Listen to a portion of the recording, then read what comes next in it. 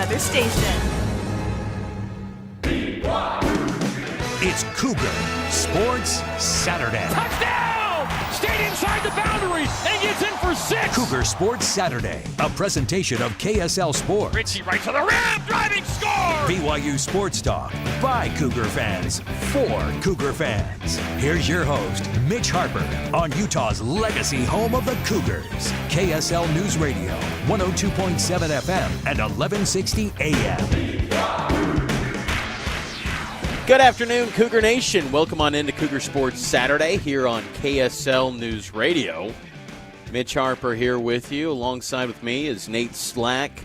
We're going to be holding it down over the next 3 hours, trying to make sense of what happened earlier this week in Portland, Oregon, as BYU basketball, the season comes to a close after falling to the Texas Longhorns in the first round of the NCAA tournament. We'll also get to BYU football as the Cougars continue on with spring ball. You'll hear from passing game coordinator Fesi Sitake. We'll also get some practice observations in as the Cougars continue the grind on the spring practice fields. But, Nate, it was a tough week this week for BYU basketball, suffering that loss to the 11 seed Texas Longhorns. Yeah, you said it, Mitch. Make sense of it all. It's crazy. Just looking back a few months ago when expectations were so high, and, the roster is there for BYU to have made a run, but with all the injuries and the lack of production on the bench, you said it a few times on Cougar Tracks this week, just that BYU seemed to sleep at the wheel.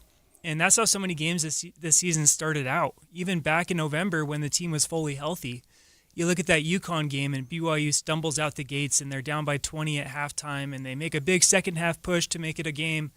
But it's a disappointing end to what I think was a disappointing season because you had everything in front of you. You had the best player in the country. He's probably going to be the number one NBA draft pick. And it still resulted in the early exit in the NCAA tournament.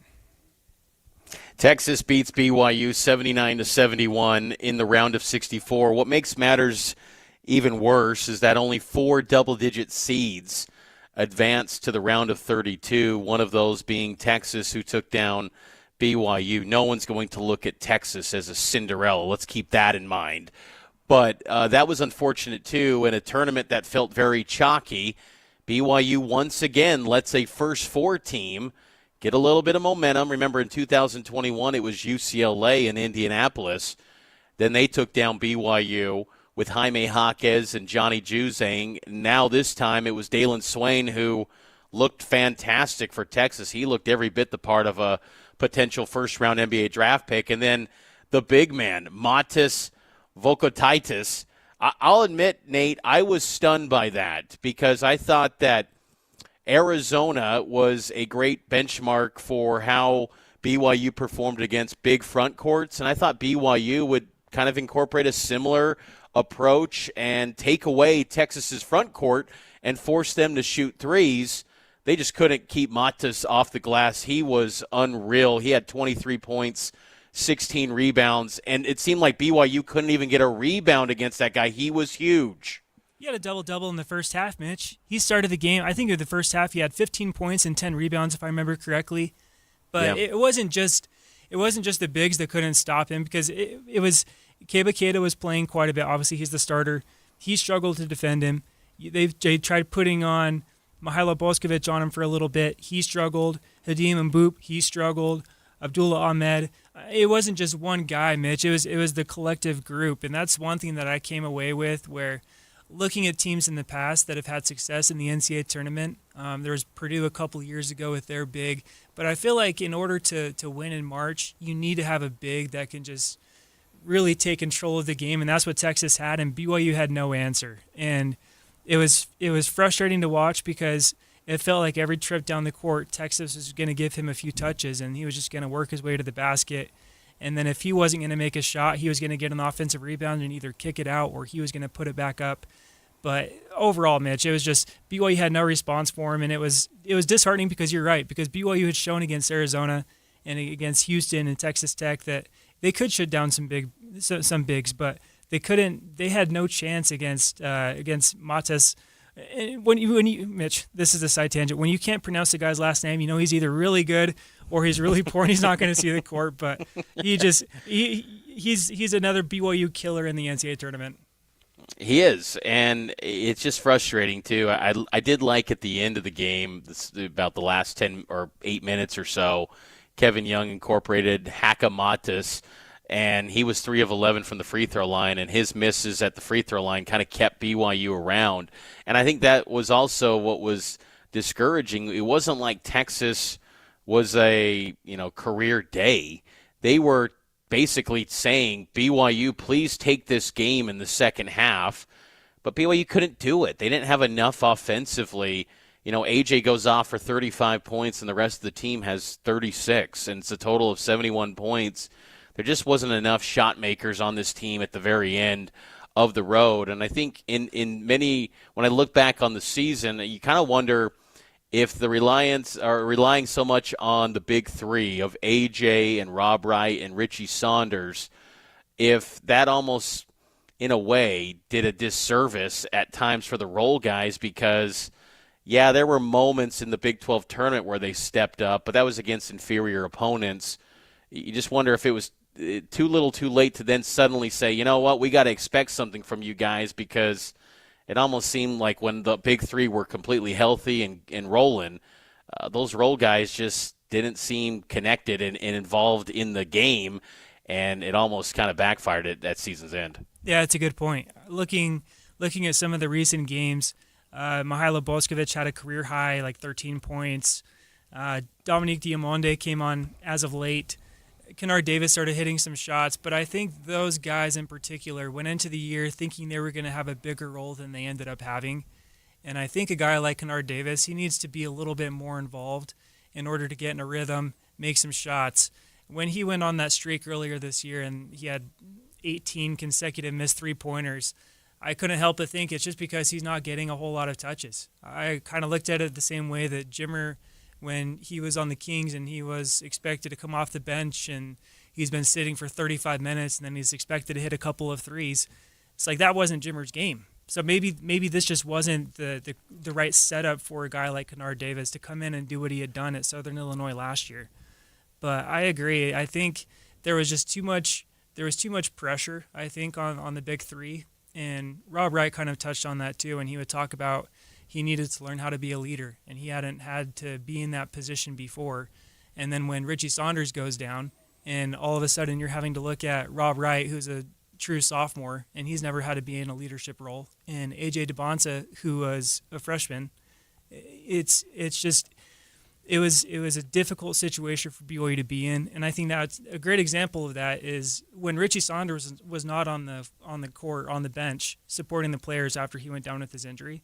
BYU was 0-4, and in the 6 games that he was on the bench, I believe it was 6. They only had 2 losses when he was on the bench with the team, and I think that's just a showing of how big of a leader he was, because people forget that last year, before he really popped on the scene as a superstar for BYU, he was being touted as one of the best glue guys in the entire country. Yeah, And that can't go understated, just about how important he was about making sure people were all in the right spots and they're playing together. And he was just a huge influence on everybody on the team. And so when he goes down and people see the 18 points that BYU lost, they only see the 18 points. They don't think about the influence that he has on the other players.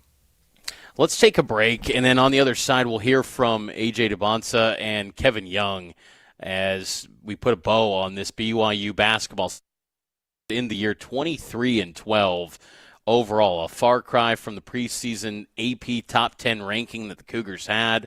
We'll again try to unpack everything that happened and maybe what's next as well for Cougar Hoops. You're listening to Cougar Sports Saturday here on KSL News Radio. It was opening night at Hale Center Theater for The Hunchback of Notre Dame, Victor Hugo's classic tale. I was with my son, Ian, and it was nothing short of spectacular. The staging, the costuming, the music, it's simply breathtaking. And, of course, the actors and the voices.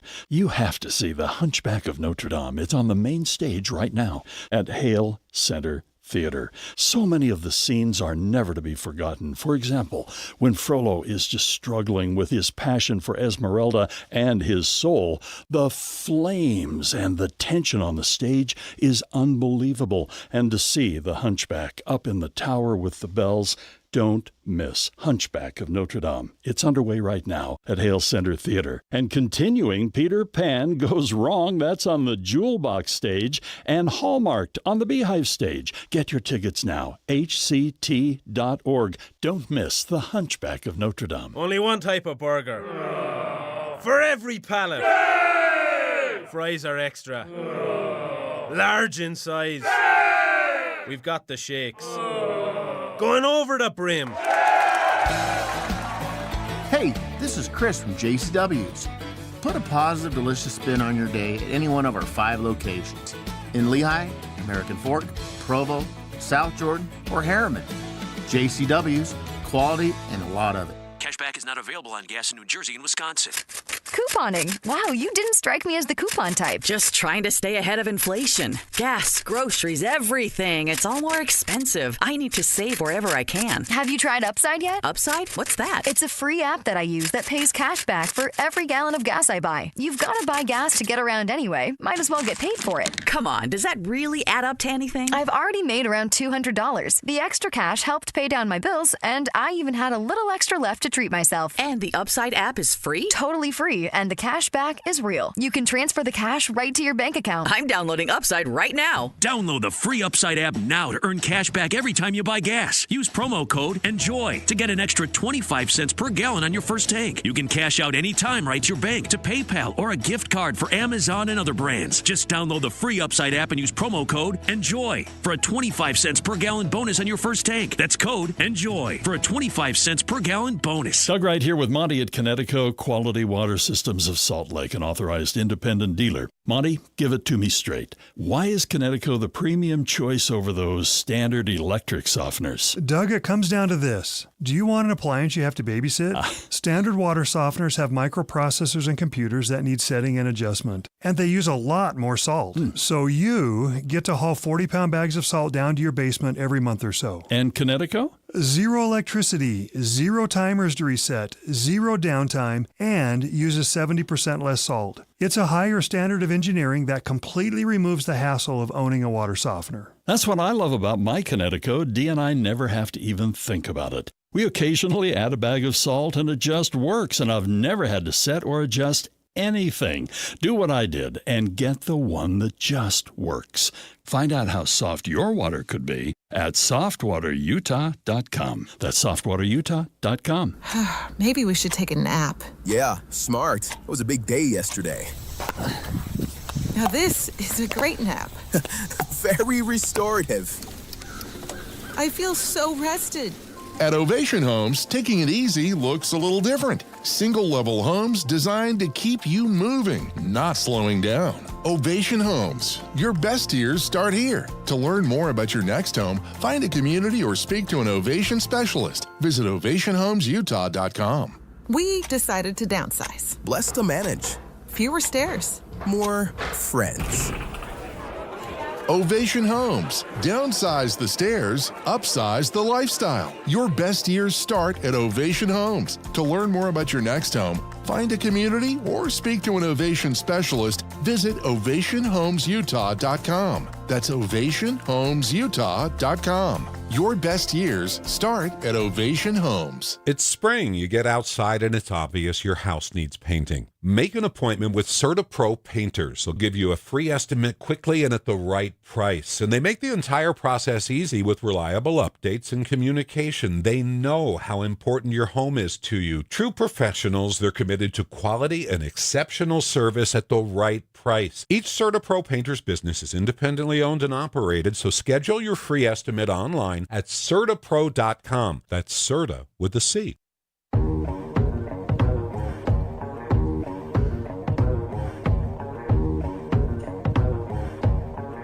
Cougar Sports Saturday is live here on KSL News Radio. KSL News Time, 12:21 p.m.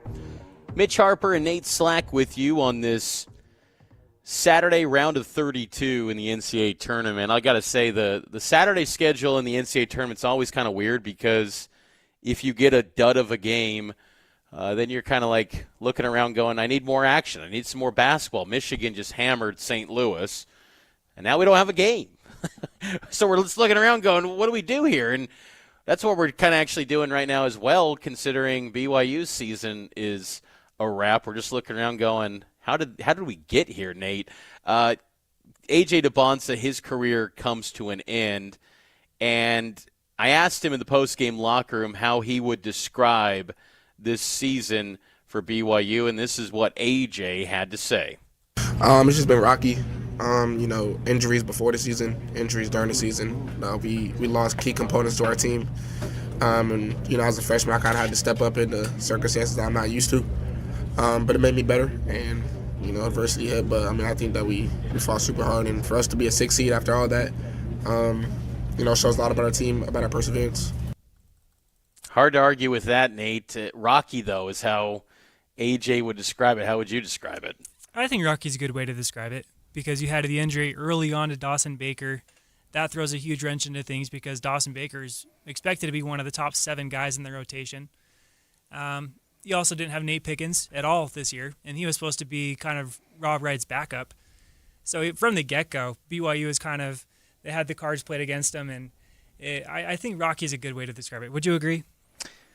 I do too. And I think it's just frustrating because what's crazy, where I have an issue with, looking at this season is that even with Richie Saunders, there were issues with this team where they were reeling. And it was just very strange because you go back to that Oklahoma State game in Stillwater, you felt like this thing's going completely south in a hurry. And that was with Richie. And then Richie goes down, and you're just like, this is really bad. And then they get the Iowa State win, and then they sink again, East Crip, and then they bounce back and get a win over Texas Tech. And, there was just moments where in the Marriott Center, this team could have gone toe-to-toe with nearly anyone. And they pretty much did. They had Arizona roll through, and they had an incredible comeback that nearly got pulled off in the last 90 seconds of that game. And, it's difficult because it was also one of the toughest schedules in the country.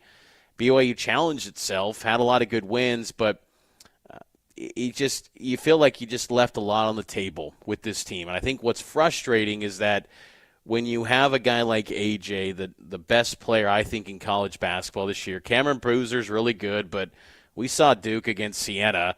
They didn't look great on Thursday. They were struggling in that first half against the 16 seed. They ended up winning, and they're going to be playing today. But I think that AJ was spectacular, and just to not be able to cash in and get at least one win in the tournament, because even one win for BYU standards is remarkable. Like, those wins are so precious, and it's like, even with the best player in the country, BYU goes through the same song and dance in this tournament. 64 exits. It's frustrating. Yeah, and that was the thing that we talked about last year, is where BYU has to make it to this. In order for BYU to make it to the Sweet 16, they have to have the best player in the country, because they had Danny Ainge in 1980, they had Jimmer in 2011, and so last year was kind of an outlier where BYU didn't have the best player in the country, but they had a really good roster, and they were really deep, and they were playing 11, 12 guys a night. So for BYU to have another best player in the country this year, I think, we'll talk a little bit more about AJ in the next segment, but I just think it's a massive missed opportunity. And I agree with you. I think if BYU had just won on Thursday, and even if they were to lose to Gonzaga tonight, because Gonzaga, you got to remember, Gonzaga's made 9 of the last 10 Sweet 16s. And so there's no shame in losing to Gonzaga in the NCAA tournament. And for BYU to not even get that chance, that's a bummer. When I was watching the Texas and NC State game on Tuesday night, I didn't want BYU to play NC State because I thought it was going to be a bad matchup. I was excited for the Texas matchup because I thought their defense isn't as good as NC State's was. I thought that BYU would be able to contain their big because we had seen them do it earlier this year. And then I got flashbacks when I was watching the game on Thursday of the 2021 game where BYU fans were all wanting BYU to play UCLA instead of Michigan State and Izzo. And then they end up getting rolled by UCLA, and UCLA makes a historic run of the Final Four. So maybe we'll see the same thing out of Texas. I agree, and I think you're right. I think I would have liked to have just seen BYU get a chance in the round of 32 because I think they would have played a lot more loose, a lot more just relaxed. There's these first games in the NCAA tournament. Just it doesn't matter who BYU has. It just always feels a little tense. And it was weird this week in Portland. You know, BYU was late for some various media obligations, and they weren't on time. And that was kind of note just simply because Texas, by comparison, was traveling from Dayton, Ohio, and it's using of airfare and travel these days around the country. You almost pointed if one of those teams is going to be late and not on time for something, it'd probably be Texas. And BYU it felt like they were just a little bit rushed, and they just weren't settled in at all in this game. And then I remember, too, on game day, so on those NCAA tournament sessions, and I'm sure you've been to some of these as well, the first session on that first round, you get 2 games, and then the arena clears out. All the fans got to go outside, and then they come back in. So the Arkansas-Hawaii game ends, the Moda Center clears out, and then BYU starts to roll in a few of the players. The entire Texas team comes on the floor, and they're all going through drills, just dialed in, like going through their pregame routine, and there's only like 2 or 3 BYU guys out on the court. It was Keita, it was Bidu, and Jared McGregor. And then it goes like another 15 minutes, and then BYU guys start rolling in. I'm thinking, what took so long? Again, little things. But again, it just felt like Texas was ready. They were dialed in. They had a head coach in Sean Miller who's advanced often. I mean, in his college basketball career, he's always advanced, whether it was at Xavier his first stint, Arizona, then Xavier the second stint last year, and now at Texas. So he's someone that's done it at a high level for a very long time, and maybe he just kind of gives that confidence to his team, and they have a certain system, whereas BYU just felt like it just didn't have, like, the vibe check, if you will, just didn't feel great with BYU. So, and then the way that the game played out and how Texas got out to a quick 5-0 lead before you can even blink, you're just thinking it's going to be one of those nights, isn't it? So it was just a tough week in general for BYU and this program, and it leaves to questions about what's next for the program. And you kind of teased it, Nate. We'll address A.J. DeBonsa, what's next for him, and what's next for this BYU basketball program around the corner. It's Cougar Sports Saturday, and it's powered by KSL Sports. Cashback is not available on gas in New Jersey and Wisconsin. Couponing. Wow, you didn't strike me as the coupon type. Just trying to stay ahead of inflation. Gas, groceries, everything. It's all more expensive. I need to save wherever I can. Have you tried Upside yet? Upside? What's that? It's a free app that I use that pays cash back for every gallon of gas I buy. You've got to buy gas to get around anyway. Might as well get paid for it. Come on, does that really add up to anything? I've already made around $200. The extra cash helped pay down my bills, and I even had a little extra left to treat myself. And the Upside app is free? Totally free, and the cash back is real. You can transfer the cash right to your bank account. I'm downloading Upside right now. Download the free Upside app now to earn cash back every time you buy gas. Use promo code ENJOY to get an extra 25 cents per gallon on your first tank. You can cash out anytime right to your bank, to PayPal, or a gift card for Amazon and other brands. Just download the free Upside app and use promo code ENJOY for a 25 cents per gallon bonus on your first tank. That's code ENJOY for a 25 cents per gallon bonus. An emergency can happen any second. Here's a few seconds to think about where you'd go. When you need medical care fast, the closest emergency room is a smart thing to know. Common Spirit Health ERs are your direct path between feeling scared or uncomfortable and feeling better. Find emergency care in your neighborhood at mountain.commonspirit.org. Gear up for adventure at the Utah RV Super Show. Whether you're outfitting a new rig or upgrading your current setup, you'll find everything you need. Awnings, hitches, leveling systems, solar panels, camping gear, and more. Shop top brands and talk directly with experts who can help you hit the road in style. And explore the latest 2026 RV models all under one roof. The Utah RV Super Show takes over the Mountain America Expo Center Thursday, March 19th through Sunday, March 22nd. Learn more at UtahRVSupershow.com. Good afternoon. It's 12:32 at KSL News Radio. I'm Isabella Sosa. KSL's top story this hour. We're just learning about a house fire west of the state capitol. The Salt Lake City Fire Department says it's an interior fire on West Apricot Avenue. Officials say to avoid that area. Warm weather plus spring break equals a busy weekend at Utah state parks. KSL News Radio's Heather Peterson explains. Utah state parks typically see about 700,000 visitors in March for spring break. This year, that could be even higher since the weather has been unseasonably warm for this time of year. Spokesperson Ali Orulian says it's important to know what you're walking into. You should know what weather you are expecting this weekend. Down in southern Utah, we're going to see temperatures into the 90s, which, like you said, is typically unseasonable for this time in March. She says it's also important to prepare accordingly by packing extra water and salty snacks to make sure you're not getting dehydrated. And while it may be busy, they still do have campsites available at parks all over the state, which you can reserve on their website, even at the last minute. Heather Peterson, KSL News Radio. Our top national story this hour from ABC News. Homes are underwater in Honolulu as rain continues to pound Hawaii, and residents are shocked. Oh my god. My street is underwater. Honolulu officials say emergency crews have already rescued more than 230 people from life-threatening conditions. Coming up, record warm lows. KSL weather is next. KSL News Time, 12:33. Think about this. In 2006, $20,000 equaled roughly 33 ounces of gold at the spot price. At today's prices, those 33 ounces would be worth over $150,000. Smart Americans diversify a portion of their savings into precious metals. That's why I buy gold from Birch Gold Group. It's a crucial part of my balanced strategy. Gives me peace of mind given all the events that could impact the U.S. economy. See if holding gold in a tax-sheltered retirement account is right for you too. Birch Gold can help you convert an existing IRA or 401k into an IRA in gold. Just text my name, Dan, to the number 989898 to receive your free info kit on gold. There's no obligation, just useful information.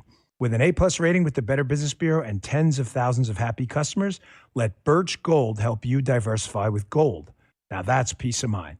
Text Dan to 989898. Again, text my name, Dan, to the number 989898 today. Message and data rates apply.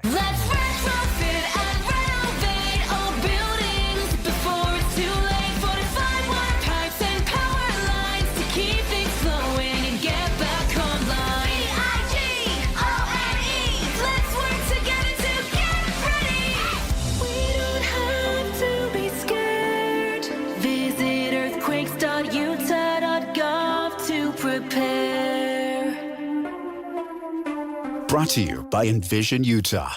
Mornings are for recharging. And they're for starting your day right. We volunteer to join you in the car. Get news and weather at 102.7 FM during the most important part of your day. Andy and Amanda, each morning between 5 and 9 on KSL News Radio. Traffic and weather together brought to you by UCCU. Build smart, save big with construction loans at UCCU. We've still got some slight slowdown southbound I-15 in Riverdale, just south of the I-84 interchange from a crash, and the right shoulder is blocked. Spring has blossomed in Box Elder County. History, recreation, and wildlife, and excellent dining and shopping await you. Learn more at visitboxeldercounty.com. Produced in cooperation with the Utah Office of Tourism. Today we'll have record warm lows in the low to mid 50s and highs in the 80s. It'll start out sunny and then go partly cloudy by the afternoon. Right now it's partly cloudy and 75 degrees. I'm Isabella Sosa, KSL News Radio, 102.7 FM, 1160 AM, and KSLNewsRadio.com.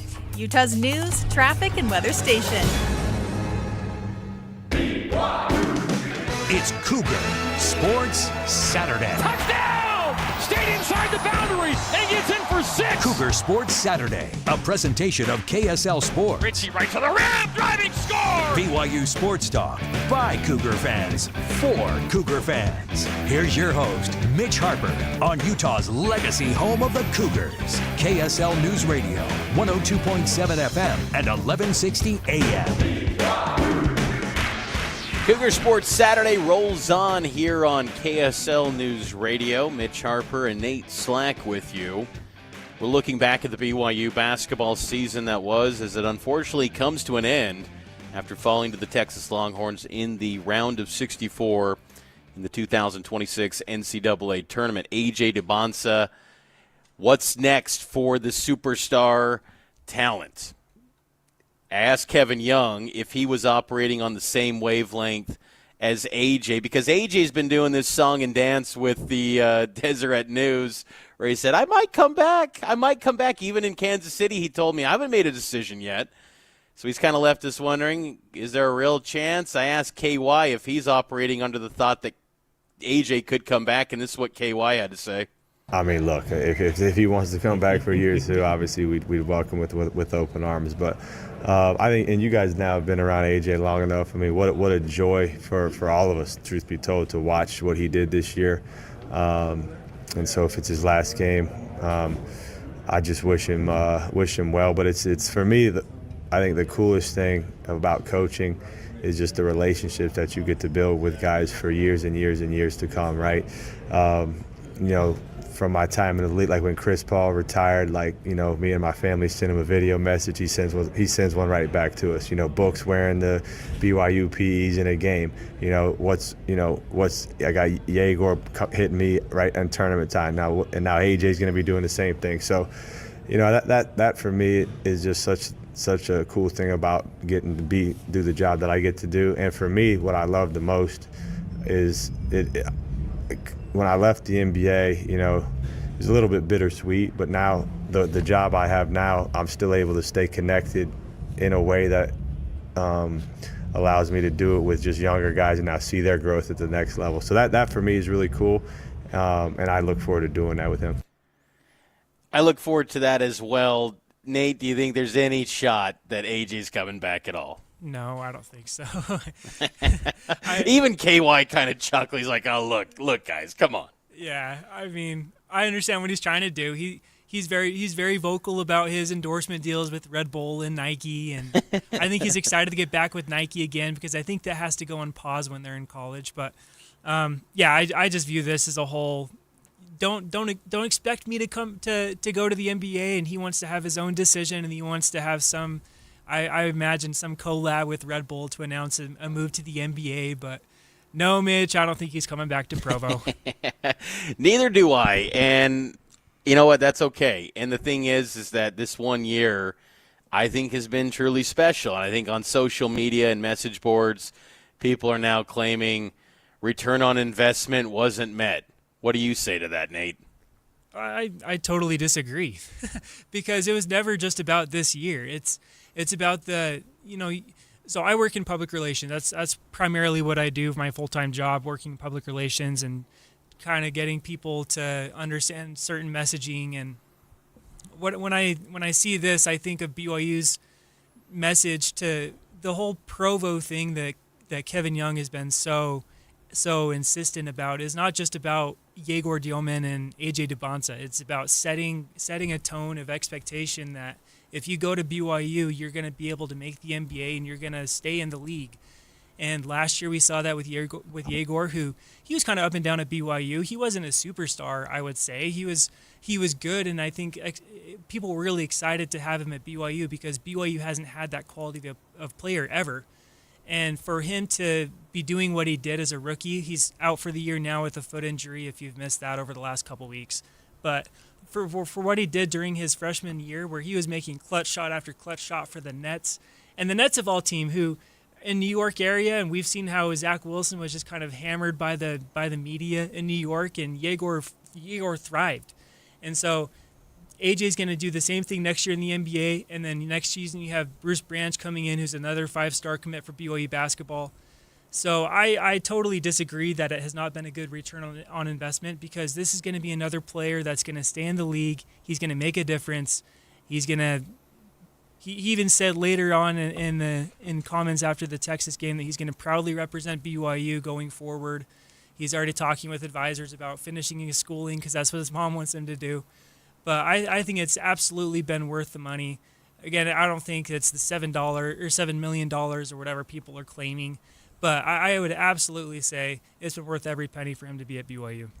I agree, and you're right. The $7 million that's thrown around that people claim that BYU paid. What's crazy about that is it all started from one report from a guy out on the East Coast, and then people just kind of looked at that as like that's the number, and it's like I wouldn't be so sure on that number.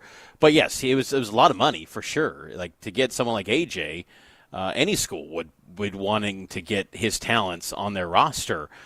I think that from the cliche return on investment that people claim on social media, well, in terms of return on investment, it was through the roof in interest and ticket sales, merchandise. BYU's made money. I mean, there's no doubt in that. And I'm not going to sit here and be, well, fans enjoy the money aspect because that's not what they want to hear right now. They wanted to get an NCAA tournament win. That's ultimately what matters for the fans is to get wins and do it in a way that, represents BYU. And I think that's a piece, too, that also I think when the return on investment side of it is value. And that's where there was a lot of value with Yegor Dielman. Yegor, at the end of his ride, he was getting very emotional about how BYU impacted his life. The man was seen going to General Conference, for goodness sake. He probably never in his wildest dreams thought he was going to be, from Russia to Real Madrid to now a guy being in the conference center going to General Conference. And, AJ has said, things like his favorite class was Book of Mormon. No one's expecting these guys to suddenly convert. This is not what it's about. But again, to highlight that BYU can be a place for many different walks of life. It's always been casted and stereotyped as, white, LDS, their whole life, people that plan to go on a mission. They are the only people that can go to BYU and thrive. That's not necessarily the case. And I think that BYU, with these guys, these high-level players that can go anywhere in the country, they chose BYU. They believed in Kevin Young. And obviously you got to have the NIL package to get these type of guys. That's just the name of the game. But to have these guys now want to be around BYU, seeing Yegor courtside at Madison Square Garden wearing his Letterman, cool stuff. That means something. BYU's building out their own version of a brotherhood like Duke has. Those things matter when you have alums that care and want to be connected. And guys love Kevin Young. And when Kevin Young laid out in that commentary about Devin Booker, Kevin Durant, these guys all love playing for him. And Kevin Young wasn't even the head coach, but it's like they all just respect him immensely. I think those things matter. And look, I think everyone here in Cougar Nation would have loved to have seen a different outcome and see AJ leading BYU to a Final Four, an Elite Eight, whatever it may be. But I think there was a ton of value gained. And look, without AJ, you don't get Bruce Branch. Bruce Branch is someone, I don't think he's in the same tier as an AJ, but he could be a top 5 NBA draft pick, and he might be a little bit more catered to what the first year under Kevin Young's offense was, half-a-second decisions, catch and shoot. That's kind of his wheelhouse. But to see what AJ did, hey, come to BYU, not only be the number one guy, but even get better and be the nation's leading scorer. I mean, what's holding you back from doing this if you're a blue-chip talent and you're going to be prepared for the NBA? So I think it was still an incredible season. It just, sure, you would have liked to have seen a different outcome, but this NCAA tournament's weird, man. And then when you get injuries and you don't get a great seed, that's the biggest lesson we continue to learn. You have to get a great seed. You've got to get a top 16 seed if you want to go deep in this tournament. As it continues to be more chalky, you got to get that. And BYU was on pace for that until the injuries and really the heart of Big 12 play, even before the Richie injury where this thing went south. But, yes, this was a season that was absolutely worth investing into A.J. DeBonsa. And A.J.'s been really high on BYU since the moment he got to BYU. Thinking back to when he was announcing his commitment with Stephen A. on ESPN, he's been very high on BYU. And even after the Texas loss on Thursday, he talked about some of the development that he's had at BYU as a basketball player. No, I definitely developed in a lot of ways just as a leader first. After Richie went down, I think he was our vocal leader. I mean, he was our vocal leader. So I kind of had to step into that role. But from a skill set standpoint, I think my reads just got better. Started scoring the ball easier. Started playing some defense. So it's not just about wins and losses in the NCAA tournament. It's also about getting better as a basketball player, and AJ feels like he did. No question. And I think that, Kevin Young, he's got a lot of respect from NBA personnel, and I think that NBA teams love the fact that guys like AJ, guys like Yegor are getting developed by an NBA mind. And people like Stephen A. Smith probably don't realize that about Kevin Young. ESPN Stephen A. Smith was on First Take, and he was pretty critical about AJ's decision to go to BYU after the exit in the first round against Texas. But here's the biggest blemish that I have. I can say it now. I didn't want to say it before. I was never excited about him going to BYU. Not even a little bit. I was never excited about that. I'm like, look, man, this cat, Richie Saunders, goes down. He's giving you 18 points a game. I get that. Tears his ACL in February. That definitely hampered their chances, all of this stuff. But here's all y'all need to know. The Bonza scored 35 yesterday. The rest of the team scored 36. And, oh, by the way, 4 bench players that they have, 0 points on 1 shot attempt. 0 points on 1 shot attempt from your bench. So you talk about a cat that had to carry the load. It was definitely him. And then not only that, their bench, in terms of bench minutes, bench productivity, they ranked like 308 in the nation at BYU. So the Bonds has been dealing with this all year. I don't know why he went to BYU personally. It should have been somewhere else. That's just me. Having said all of that, 6'8", 6'9", with the skill set that he brings to the table, to me, nobody's a lock. I get it, because the talent is too steep and you never know what teams' needs are, etc. But I would tell you this, Stephen A. Smith would draft A.J. DeBonza number 1 overall. I wouldn't hesitate. Stephen A. does not realize, Kevin Young, his background. And, Stephen A. Smith's commentary, look, he's helicoptering in March to watch that BYU-Texas game. He probably didn't watch many BYU games this season. It was very successful, him going to BYU. I remember his commitment, AJ's announcement. Stephen A. I thought you'd go to Carolina. It's like, well, what did Carolina become? They got bounced in the first round as well. They lost to VCU. They lost to a team outside the Power Conference. So I think Stephen A. is just getting caught up a little bit into the whole logo and the brand per se. That's crazy, Mitch. ESPN guy who's getting caught up in the logo and the brand? Yeah, that's seems like it's par for the course, it would seem. Fran Fraschilla, the voice of the Big 12, he said, I'm not sure if Stephen A. Smith was trying to purposely trigger my BYU fan friends when he said on First Take that AJ should not have gone to BYU. Don't let him. He's actually a very nice man, and the show is mostly shtick. No NBA GM is calling him. I'm not sure there was a better fit for AJ to thrive this season. The voice of the Big 12, Fran Fraschilla, friend of the program. We appreciate Fran. Let's take a break. On the other side, we'll get an NCAA tournament check-in, talk more BYU basketball here on Cougar Sports Saturday, and it's powered by KSL Sports. Alpine Home Medical, we bring wellness home. Hey folks, Jay Broadbent here from Alpine Home Medical. I've been helping folks breathe easier for 29 years now. Trust me, at my age, I know a thing or two about needing a good night's sleep. Is your CPAP mask old and nasty? Are your masks, filters, or tubing from the pre-COVID era? Or just plain tired of the hassle of ordering supplies yourself? Switch to our resupply program. We handle everything, automatic shipment straight to your door, insurance billing, and expert support. It's quick, easy, and keeps your sleep therapy on track. Doesn't matter where you got your machine from, anyone can join. Head to alpinehomemedical.com, click on the Easy Resupply button. That's alpinehomemedical.com. Alpine Home Medical, we bring wellness home. Cashback is not available on gas in New Jersey and Wisconsin.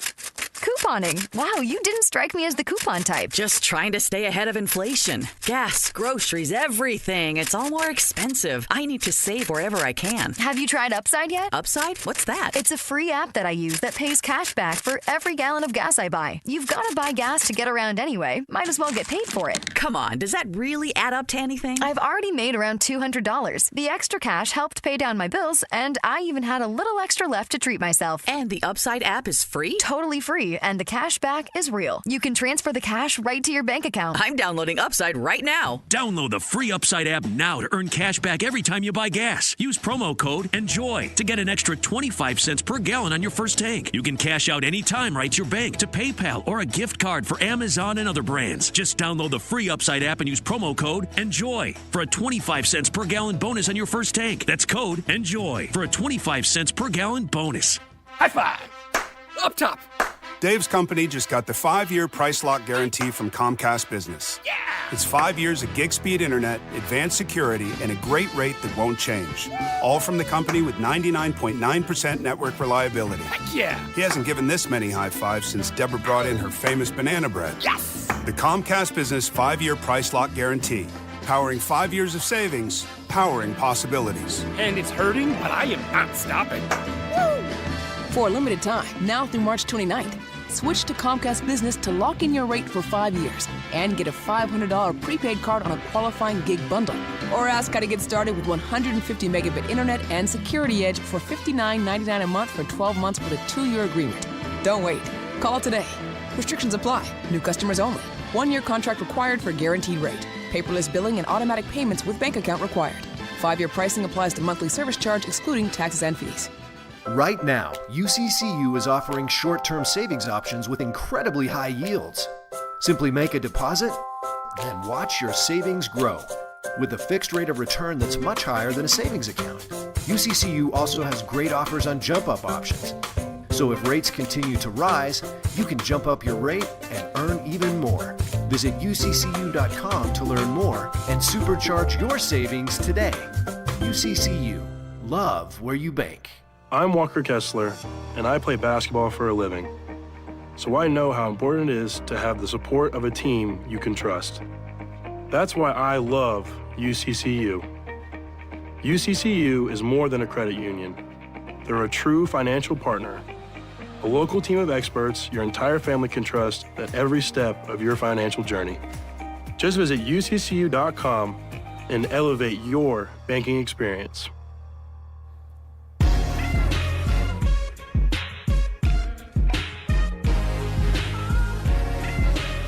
Welcome into Cougar Sports Saturday.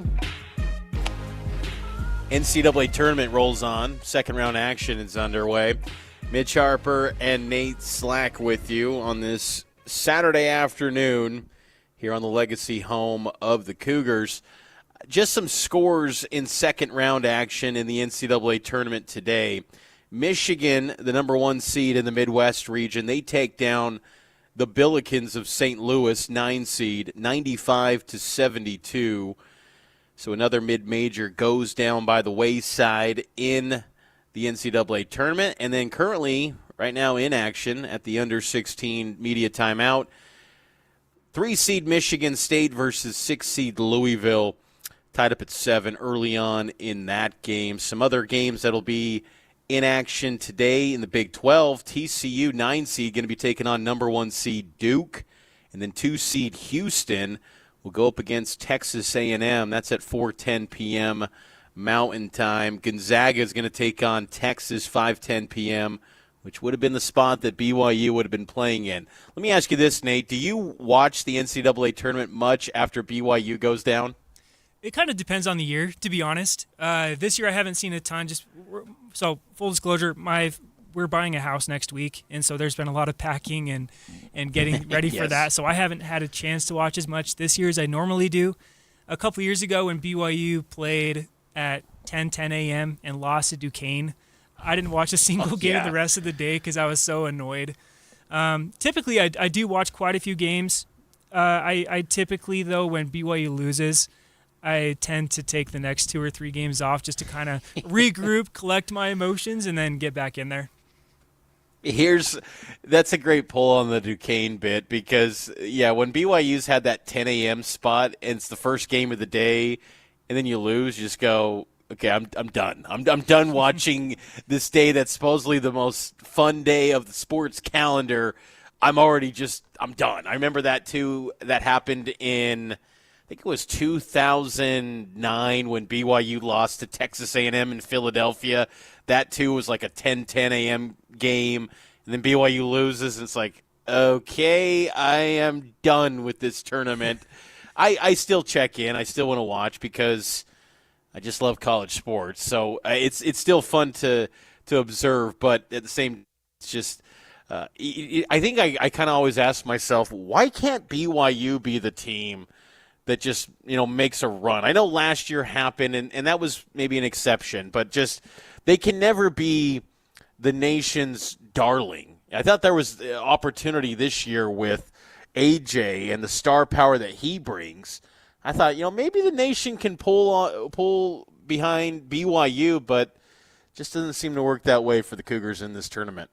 Yeah, and when I was watching the Gonzaga game against Kennesaw State, and Kennesaw State was hanging tight, I thought, of course, this is going to be another year where BYU could have went on a run against a potential 14 seed in the second round.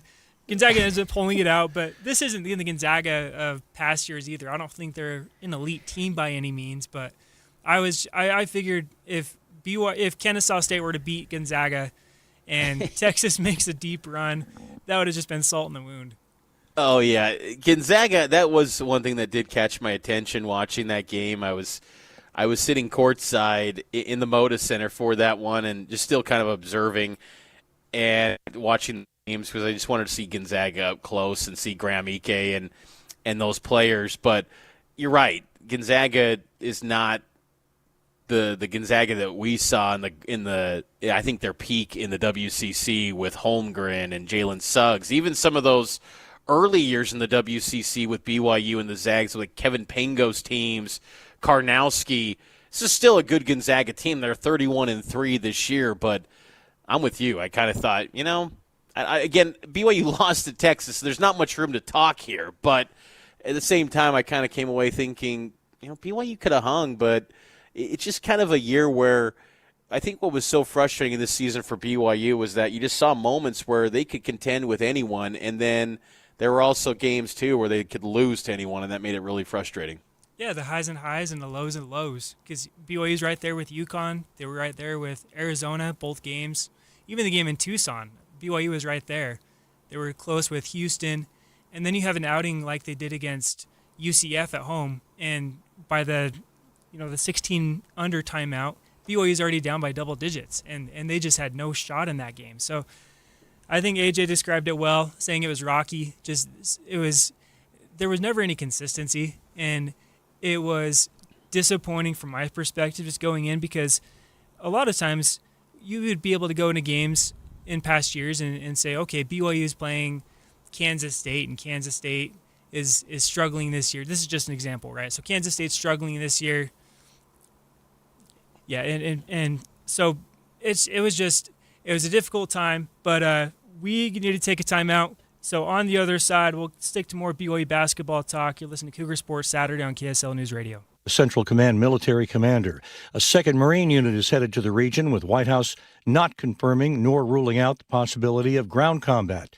With oil, gasoline, and diesel prices going up, the possibility of higher shipping costs being passed on to consumers, ABC News senior White House correspondent Selena Wang. The administration is scrambling to bring down those rising gas prices. They're pausing some sanctions on Iranian oil already at sea. In Jerusalem, ABC's Tom Sufi Burridge. The head of the International Energy Agency with this dire warning to the Financial Times, calling the conflict the greatest global energy security threat in history. The price of Brent crude spiking to $112 a barrel, with huge quantities of other vital exports like fertilizers and pharmaceuticals also stuck.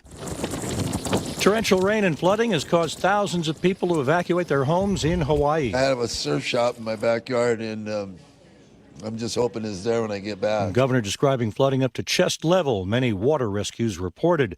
There are long lines at airports for spring break due to the partial government shutdown that has TSA workers going another week without pay, many calling in sick. Negotiations to resolve the shutdown continue.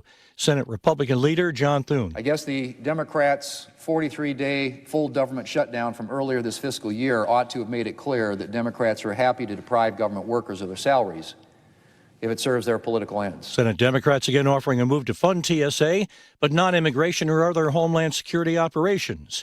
Minority Leader Chuck Schumer. It is unacceptable for workers and travelers in entire airports to get taken hostage in political games. But that's what the Republicans are doing. You're listening to ABC News. Offer not valid in all states or where prohibited by law. Loans are subject to lender approval. See website for details. Honey, our credit card bill came and it's higher than last month. How? We haven't charged anything. Paying the minimum isn't enough. It will keep getting higher until we take control. We need to go to 47fastcash.com. With our bad credit? 47fastcash.com can help any credit type get approved for up to $5,000 in minutes. Take control and get the money you need at 47fastcash.com. 47fastcash.com. I've been telling you all about the secret war on our cash and the free report you can receive a copy of by contacting Swiss America at 800-289-2646. I'd also like to encourage you to subscribe to their podcast on YouTube. Just search Swiss America Trading. The podcast can provide you a ton of vital information and financial news in the challenging and uncertain times we're in. Subscribe today. Learn more about BRICS, industry leaders, and their market predictions for the future, along with what you might expect to see in terms of precious metal performance in the weeks and months ahead. Message and data rates may apply. Good afternoon. It's 1:03 at KSL News Radio. I'm Isabella Sosa. KSL's top local story this hour. Temple Square has made progress on renovations. The scaffolding around the Salt Lake Temple has been removed. New art glass has been installed in the temple entrance buildings on Temple Square with artwork depicting scenes of the life of Jesus Christ. This week, crews dismantled the South Tower crane, which had stood between the historic temple and the visitor center for nearly 6 years. Our top national story this hour from ABC News. At least 4 states are extending their recommendation for when babies should get RSV shots.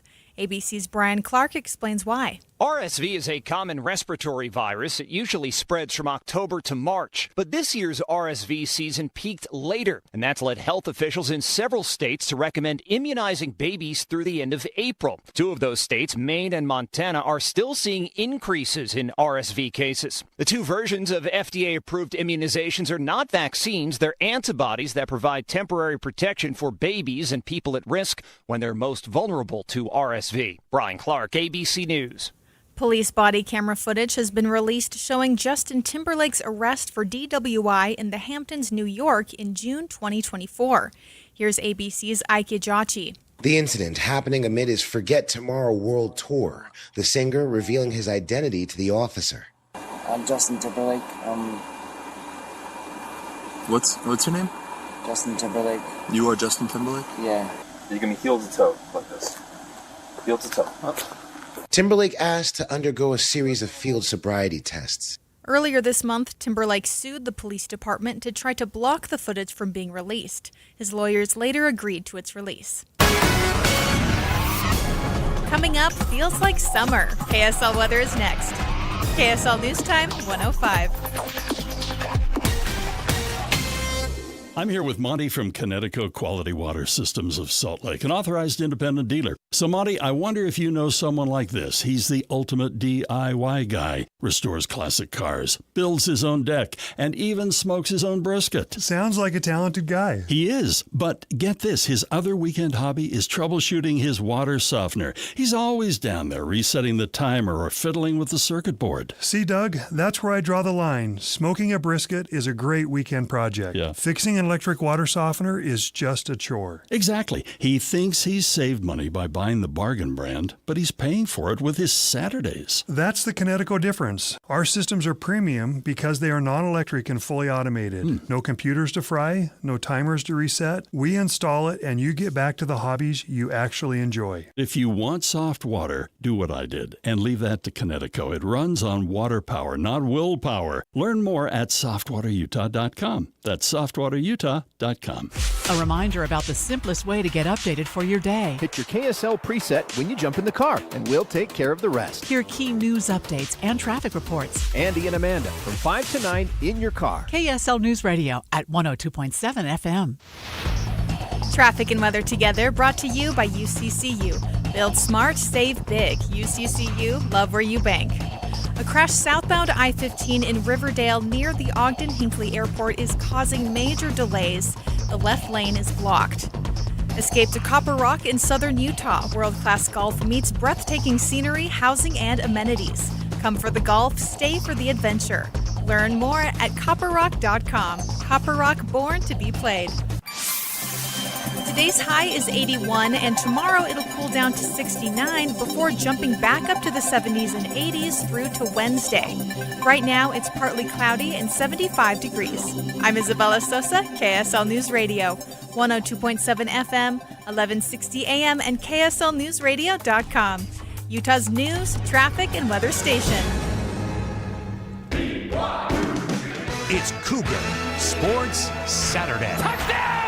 Stayed inside the boundary and gets in for 6. Cougar Sports Saturday, a presentation of KSL Sports. Ritchie right to the rim, driving score! BYU Sports Talk by Cougar fans for Cougar fans. Here's your host, Mitch Harper, on Utah's legacy home of the Cougars. KSL News Radio, 102.7 FM and 1160 AM.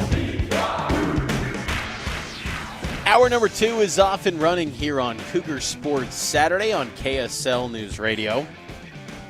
KSL News Time, 1:07 p.m. here on this Saturday, March 21st. Launching second round action in the NCAA tournament right now. It's time to dish out some end-of-year awards for BYU basketball. A.J. DeBonce, of course, was the Big 12 Freshman of the Year, first team All Big 12. It's time to, I'm sure his name is going to be called at some point in this as we unpack the season that was for BYU basketball as they finished 23-12 on the season. Let's go Player of the Year, Nate. Who do you got for Player of the Year? I feel like that's a given, Mitch. It should have been the Big. He should have been the Big 12 Player of the Year. There's a good chance he's. I don't know. He's probably going to be Boozer as a Player of the Year nationally, don't you think? But I agree. Yeah, for this year's BYU team, Player of the Year absolutely is A.J. DeBonce.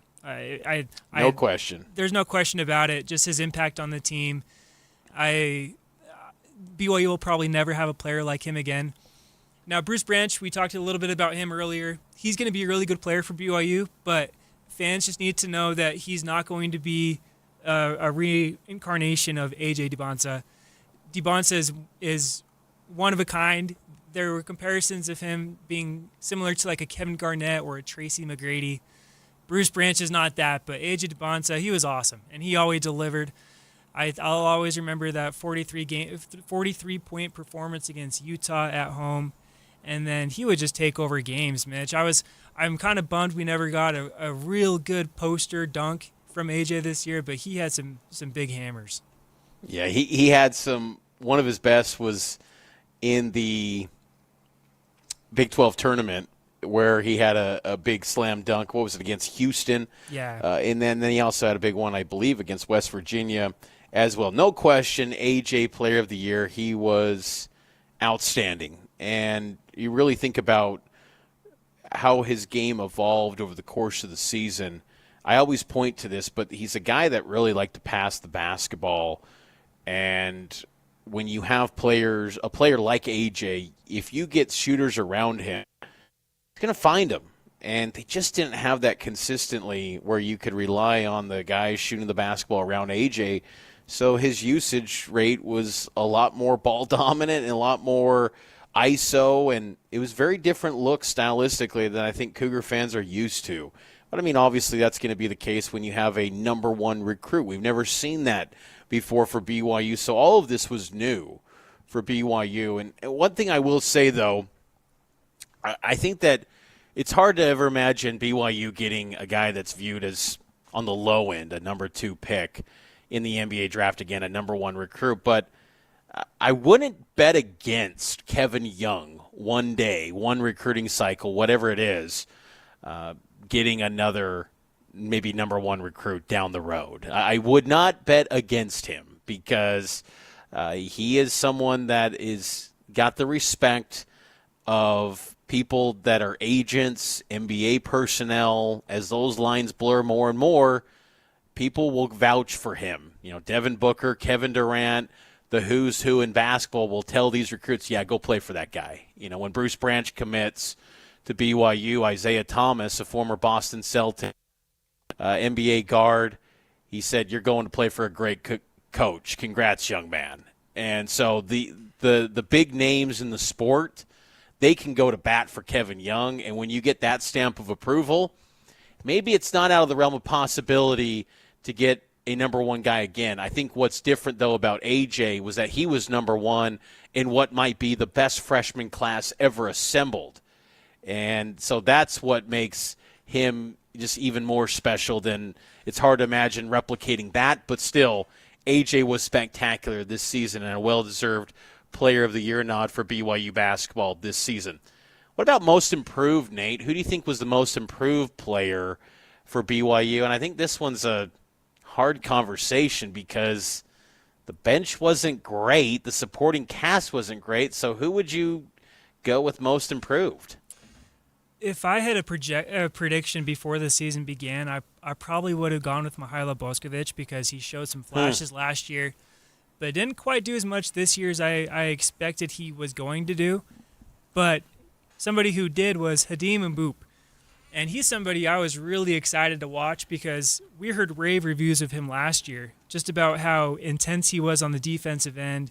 I remember BYU men's basketball posting a picture of him on X last year, and he was just flexing, and he just looked so intense and angry, and that's a guy that you want to have on your team. And I feel like there were a lot of times this season when he would come in and BYU's on the wrong end of a 10-0 run or 15-0 run, and he just brings that intensity, and he gets some big stops. He had a number of steals in that Texas game. Looking at the stats here, it looks like he had 2 steals. I think they were pretty much back-to-back plays as well. But he was just really solid on the defensive end. And I forget that he's a redshirt freshman, so there's still room for him to improve over the course of his career. But I think Hadim Mboop is by far the most improved player for this BYU basketball team. I think so, too. Honestly, I thought coming into the year, I thought the most improved guy was probably going to be Richie. And Richie was outstanding last year. And I just thought, Richie's going to be even better paired up alongside AJ. And that's kind of when you look back at the season, even before the injury, it was kind of up and down for Richie this season. Like, he was awesome. And he was, and I think what was so difficult about Richie's injury too was just Cougar Nation loves him, and they identify with him, they connect with him, and for him to go down, it was just difficult for the fan base to lose him because he's just kind of the bread and butter of BYU basketball, guy that develops, believes in the program, invests his time, never wavers. He comes back, even though he did dip into the portal for a little bit, not because he wanted to. It tugged at his heartstrings to even consider that when Mark Pope left. But he stayed committed to BYU, and then for him to go down, it was tough. But, shooting the basketball, there were some games where it was up and down for Richie, and I still believe, though, like you go to that Kansas game, he was, as Kevin Young said, the best player on the floor. So it's a mixed bag for Richie. I thought, going into the year, I would have chalked him up as that guy. I agree with you. Boop, probably the one that you turn to. And I'm curious to see what, he looks at for this season, going forward in the offseason, rather. Does he want to run it back, or does he try to parlay some of the limited success that he had and turn it into a portal, payday of some kind? How does BYU view him when it comes to rev share? What's the vision for his role going forward? Does it align with what he wants in his basketball career? To me, if he stays at BYU, he could evolve into maybe a two-way guy potentially. But if you leave Kevin Young in BYU, I don't know if it's the same success. Maybe you get the short-term gratification of maybe a payday, potentially, but I think long-term, Hadim, if he stays at BYU, KY can continue to develop him, so I think it's a good pull for most improved this year. How about newcomer of the year for BYU? Newcomer of the year, so a couple different thoughts on this one. One thought I had was going with Alexei Kostic because even though he didn't do it consistently throughout the year, there were flashes where I was like, this is kind of like a freshman year of Zach Salius, because he seemed to take a lot of pride on the defensive end. He comes in, knocks down some big threes. He was able to take it to the hoop a few times. And that's kind of what Zach Salius did. Now, Zach Salius obviously got a lot better as his career went along, and that 2020 year was just a great illustration of you have Jake Toulson, you have Yoli Childs, TJ Haws, but then you had a guy like Zach Salius who would just be an endless energy boost off the bench, and he's got that big mustache and the mullet, and just becomes a fan favorite. So Alexei Kostic is a guy I wanted to go with, but I think the obvious answer is Rob Wright, newcomer. He was spectacular down the stretch. He was shooting around 45% from three for a big chunk of the season. And when Richie went down, him and AJ were having to play 40 minutes a game. And I think that kind of impacted BYU's play down the stretch, unfortunately. Looking at that Houston game where BYU was up at halftime in the Big 12 tournament against Houston. And I really thought it was going to be a game where BYU was going to pull it out and win. And I think down the stretch, that those last 5 minutes or so in the game, BYU just couldn't hit any shots. They couldn't get any stops. And I think that was just a perfect example of guys are just getting a little bit tired. And they didn't have the same depth because of all the injuries that we've talked about. It feels like ad nauseum, but it just really capped the season. But Rob Wright, I think he was spectacular. I know Baylor fans have been very, very vocal on social media saying that his draft prospects and everything dropped by going to BYU, but I completely disagree. I think he was great. I hope he's a player who sticks around and doesn't entertain the portal, because I think he can do a lot of good things for BYU next season. I agree. I think Rob Wright is a special basketball player, and I don't necessarily agree with the slander that he sometimes gets on social media. I think he's still young. He's still a young person. He's still a young, basketball player. I think there's still, a guy that needs to be developed more. And I think that's where, again, the development with Kevin Young, I think he'll take it to a higher level if he stays with BYU in this program. Does he entertain the NBA? We'll see. I don't know if he would be. I don't think he'd be a first-round pick right now. I think he'd probably be maybe a second-round guy, maybe a two-way contract guy. But I do think that Rob Wright's got that ability to be a first-round pick. And when you look at the 2027 class, it's maybe not as loaded as this 2026 class that has so many good freshmen. Maybe 2027, if he has a big year next season, maybe he can catapult back into that first round. Because, last year at this time, no one was talking about Kingston Flemings type players, and Flemings jumped onto the scene and became one of the best point guards in the country. He's going to be a top 5 pick. Can Rob Wright have a big burst next year? Potentially. I like Rob Wright's game. He had some big misses in that first round game earlier this week against Texas. Couldn't hit the three. There were some missed bunnies. He's got to be a little more accurate when he gets to the rim.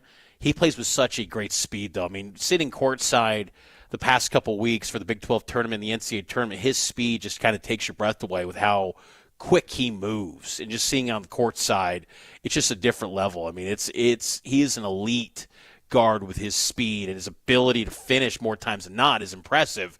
He's got to be more accurate on that front. How about biggest surprise? And I'll say I kind of took it in the direction of just the injuries was the biggest surprise. But if I went with a player, I'd probably say maybe Alexei Kostic for BYU. But it's hard to go biggest surprise here. I don't know. What say you, Nate? I agree. Injuries, absolutely. Just because BYU's been so lucky, it feels like the last few seasons where they haven't had to deal with big, significant injuries, and then to have as many as they did this year, even Keva Keita, who's playing with an injured hand. We don't know to what extent, but he's always had that kind of a brace on his hand, and he obviously hasn't played the way he did last year. Maybe a Dominique Diamande. He didn't get as much run as some of the other guys, but his play, especially in the Big 12 conference or in the Big 12 tournament, I thought it was outstanding. He had a few big breakaway dunks, the windmill dunks. AJ was looking for him for some lob passes. I feel like that's something that BYU could really build around next year. If BYU were able to get Diamande and Rob Wright and Hadim Boop all to run it back again next year, with the additions of Bruce Branch and potentially Dawson Baker. Maybe he hasn't really shared what his plans are going forward, but if BYU is able to run it back with a lot of these guys, I think it could be another great season next year. But maybe Dominic Diamande for me.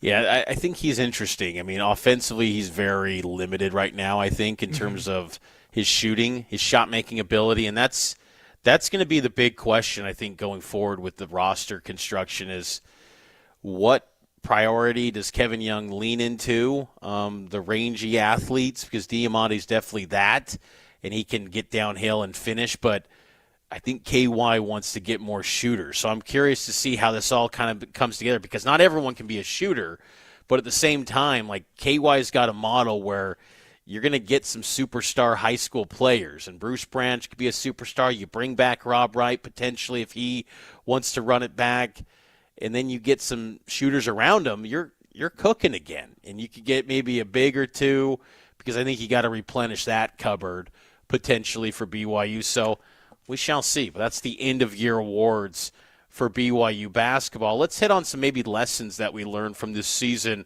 with BYU basketball that they can apply moving forward as they start the road to build out the 2027 roster. We'll talk about that next here on Cougar Sports Saturday. Cashback is not available on gas in New Jersey and Wisconsin. Couponing. Wow, you didn't strike me as the coupon type. Just trying to stay ahead of inflation. Gas, groceries, everything. It's all more expensive. I need to save wherever I can. Have you tried Upside yet? Upside? What's that? It's a free app that I use that pays cash back for every gallon of gas I buy. You've got to buy gas to get around anyway. Might as well get paid for it. Come on, does that really add up to anything? I've already made around $200. The extra cash helped pay down my bills, and I even had a little extra left to treat myself. And the Upside app is free? Totally free, and the cash back is real. You can transfer the cash right to your bank account. I'm downloading Upside right now. Download the free Upside app now to earn cash back every time you buy gas. Use promo code ENJOY to get an extra 25 cents per gallon on your first tank. You can cash out anytime right to your bank, to PayPal, or a gift card for Amazon and other brands. Just download the free Upside app and use promo code ENJOY for a 25 cents per gallon bonus on your first tank. That's code ENJOY for a 25 cents per gallon bonus. So my friends over at Pure Talk have been sending me customer feedback from consumeraffairs.com, where thousands of people rate and review the top wireless providers. Here, for instance, is a nice note from James in Raleigh, North Carolina, who writes, quote, "After hearing Mike Rowe's ad, we made the switch to Pure Talk, and we couldn't be happier. We went from spending $1,200 a year with T-Mobile to $420 with Pure Talk. Thanks, Mike. Switch today! Exclamation point.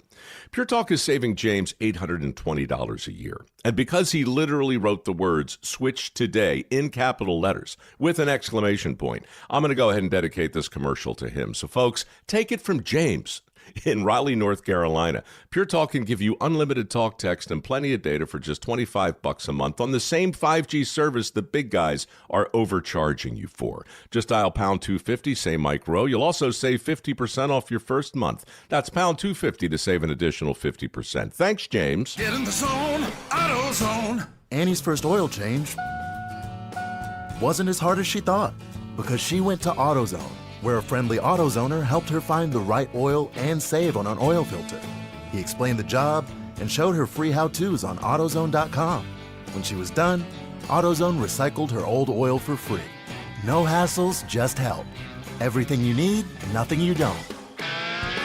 Get in the zone, AutoZone. Restrictions apply.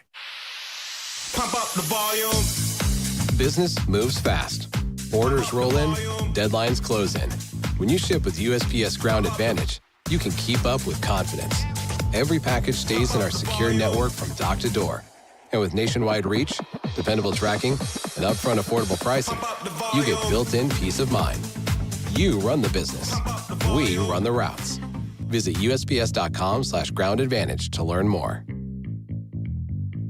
Hi, I'm Utah tax attorney Jordan Wilcox. When the IRS invades your life, it's never good news.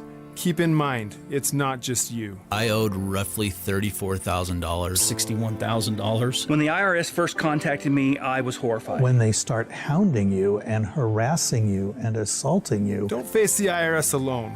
With everything in your life at stake, don't trust just anyone. From what I got told was being done in a matter of 2 years, he had done in a matter of like 48 hours. It's a great thing to have the IRS off your back. We have reduced our tax liability by over $42,000. Once I signed on with Jordan, I never talked to the IRS again. It changed our lives. You need someone to fight for you. Visit endtaxworry.com and get relief today. Let's solve your tax problems now. Visit endtaxworry.com. That's endtaxworry.com. More than 50 million Americans suffer from a form of mental illness. And Utah isn't immune, with nearly 1 in 3 people dealing with anxiety, depression, or another form of mental illness. But there's hope. We can all take action to keep ourselves and our loved ones safe. That's why KSL has teamed with the Huntsman Mental Health Foundation to bring you hope and help you thrive. It's Healthy Mind Matters. Find out more at healthymindmatters.com. Rocky Mountain Gun Shows. Don't miss the Rocky Mountain Gun Show Saturday and Sunday, March 28th and 29th at the Mountain America Expo Center in Sandy. Stock up on wholesale ammo now and take advantage of savings that won't last. Get 500 rounds of 9mm ammo for just $85 with no limit on quantity. It's the Rocky Mountain Gun Show, so you know it'll be good. Rocky Mountain Gun Shows.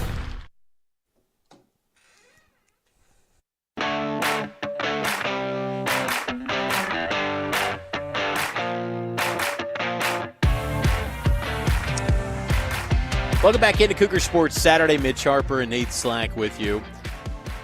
Lessons that we learned for BYU basketball this season. It's going to be a brief segment before we'll have to get back to a break. Real quick, Nate, what was a lesson you learned from this season that you hope BYU maybe adjusts next year? I think BYU just needs more bigs. Look back at last year's team. I think BYU had a lot of success with Foose down in the post, where BYU needed an easy bucket, dump it off to Foose and have him to go to work. They just didn't have that this year. I think Keba Keita was hampered by some injuries, but he's never been that much of an offensive player. His strength has always been on the defensive end. And then I think bringing in Bidu Ahmed, I think there were high expectations for him just because of his G League experience, but offensively he wasn't able to give BYU much of a boost. So I want to see BYU go after some bigs this year in the portal. Yeah, I would. That's a good pull, and I think to get some offensive-minded bigs would be great. I mean, and they need defensive protection. I love that about Keita too. And Keita, he was very emotional in that post-game locker room. And if you missed it, you can go listen to it and watch it on the Cougar Tracks podcast. He was very candid too, and I'm going to miss covering Keba Keita. He was a great guy at BYU. I think biggest thing I look at is more shooters. I think a lot of Cougar fans listening would probably say defense, and look, that's got to improve. But it did, even though it didn't feel that way in stretches this year. The defense did get better by the metrics this year.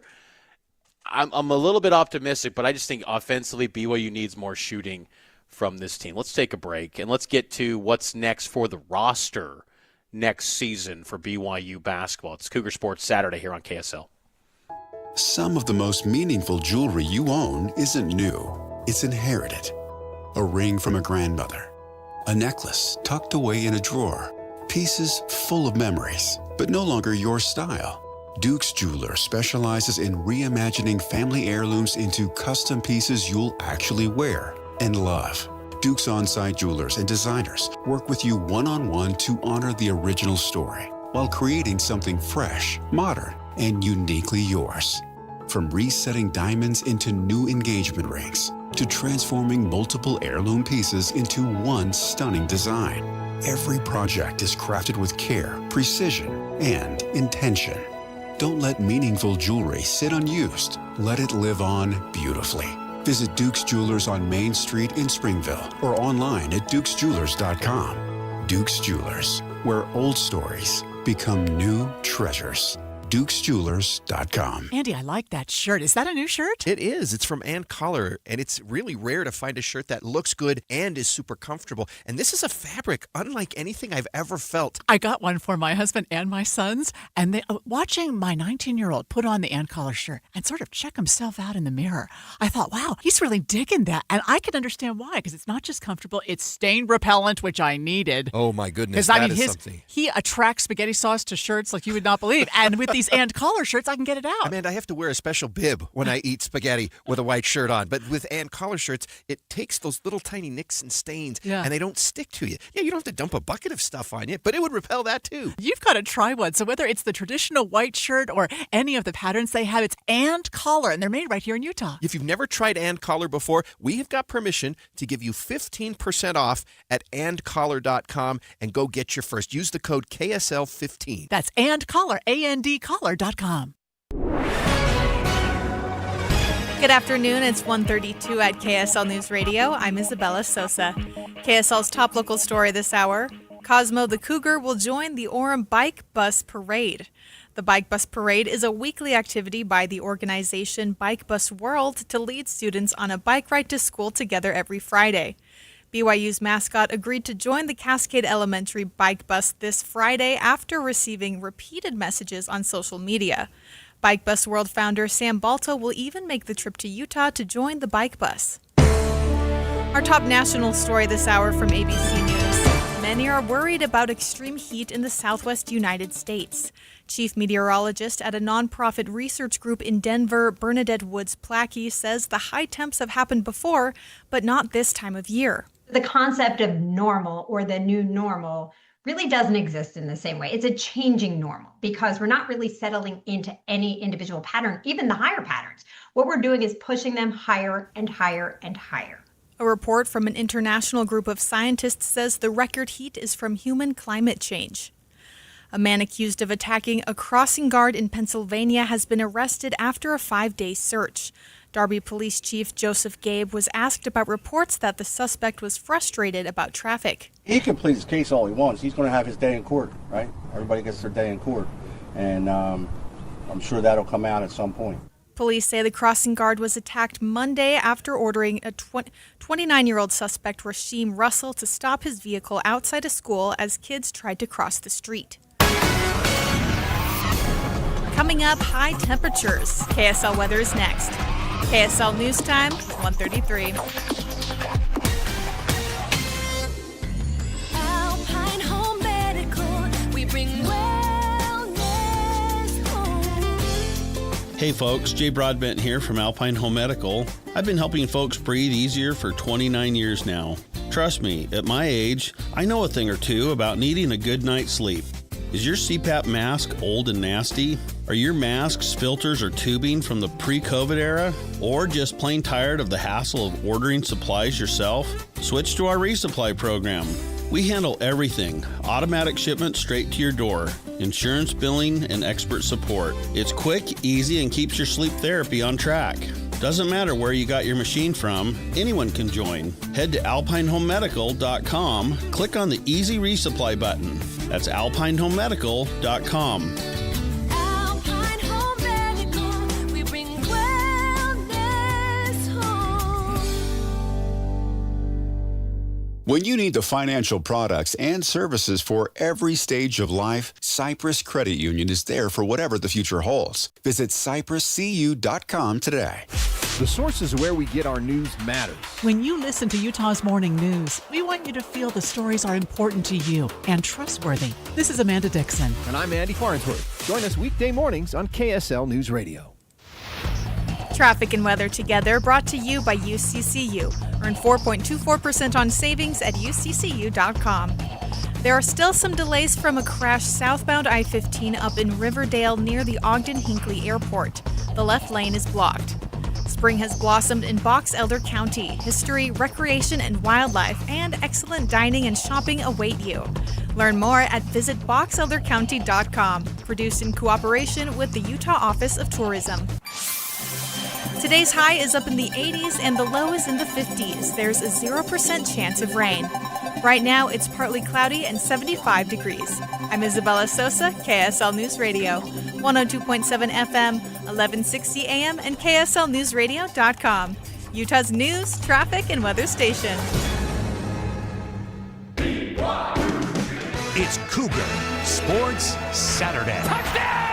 Stayed inside the boundary and gets in for 6. Cougar Sports Saturday, a presentation of KSL Sports. Richie right to the rim, driving score! BYU Sports Talk by Cougar fans for Cougar fans. Here's your host, Mitch Harper, on Utah's legacy home of the Cougars. KSL News Radio, 102.7 FM and 1160 AM. When one season ends, it's only natural to just start counting down the days until the next season and building up the roster to see what's next for a given year. And for BYU basketball, it should be a fascinating offseason. Mitch Harper and Nate Slack here with you on KSL News Radio, Cougar Sports Saturday.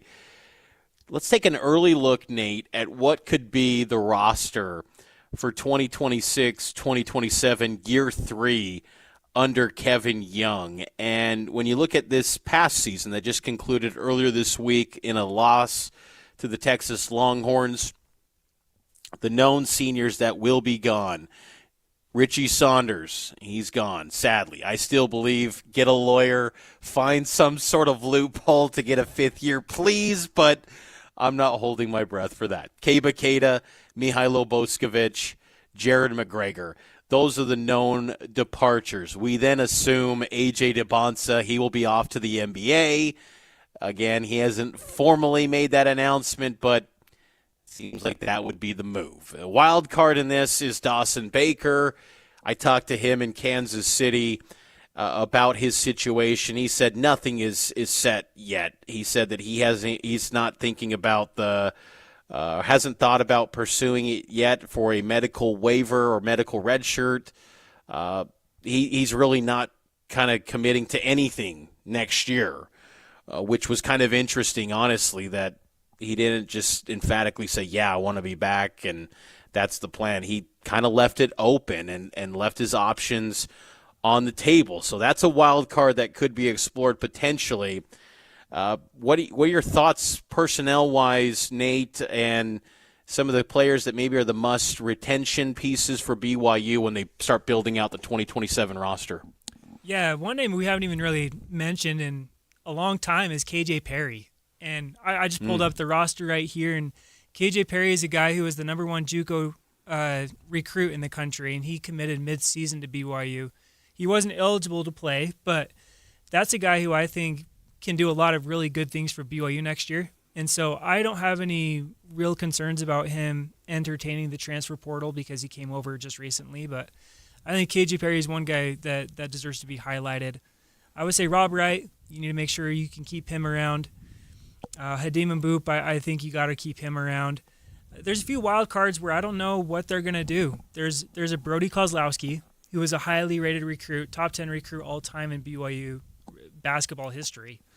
And he's battled injuries, and he hasn't been able to stay healthy at all. And so is he going to be a guy who runs it back again? He was a sophomore this year, and he played a little bit when the season started, but went down with an injury. Interested about him. Also interested about Kennard Davis Jr. because he's only a junior. He still has 1 year of eligibility remaining after this season. But is he another guy who's going to kind of parlay his play this season and look elsewhere? Is he going to run it back? I'm excited about having Alexei Kostic back as a freshman.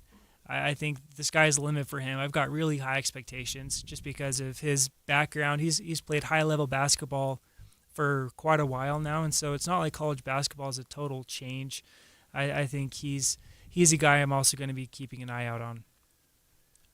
When you look at this possible roster, if you retain everyone, and again, that's naive thinking, but some of the names for this team, and again, we're operating under the thought that AJ, makes it official at some point and says he's going on to the NBA.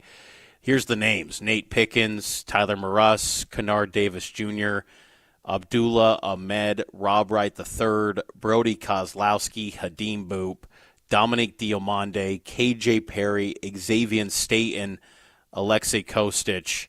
Those would be the guys returning if, again, they all were retained from this current roster. Then some new faces joining the mix.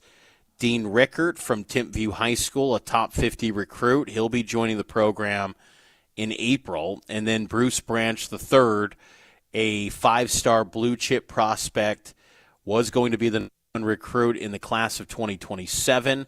He reclassified. He's a top 10 guy for the class of 2026, an intriguing prospect, and he'll be one that will be a likely one-and-done prospect for BYU.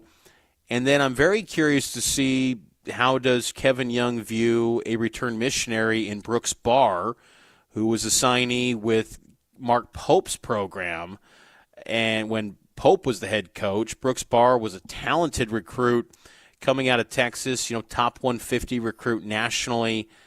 Does he, join Kevin Young's program, or does he look elsewhere when he gets back from his mission? I'm very curious to see maybe the assessment on someone like Brooks Barr in the eyes of Kevin Young and how that plays out. I'm also curious, too, what is maybe the next steps for Xavier Staten, one of the highest-rated recruits that BYU has signed, a 7-footer, very raw. I remember talking to Keith Smart, former Utah Prep head coach who coached A.J. DeBonsa and Xavier Staten, and I remember talking to him about Xavier, and he noted that Staten was very raw, and he would take time.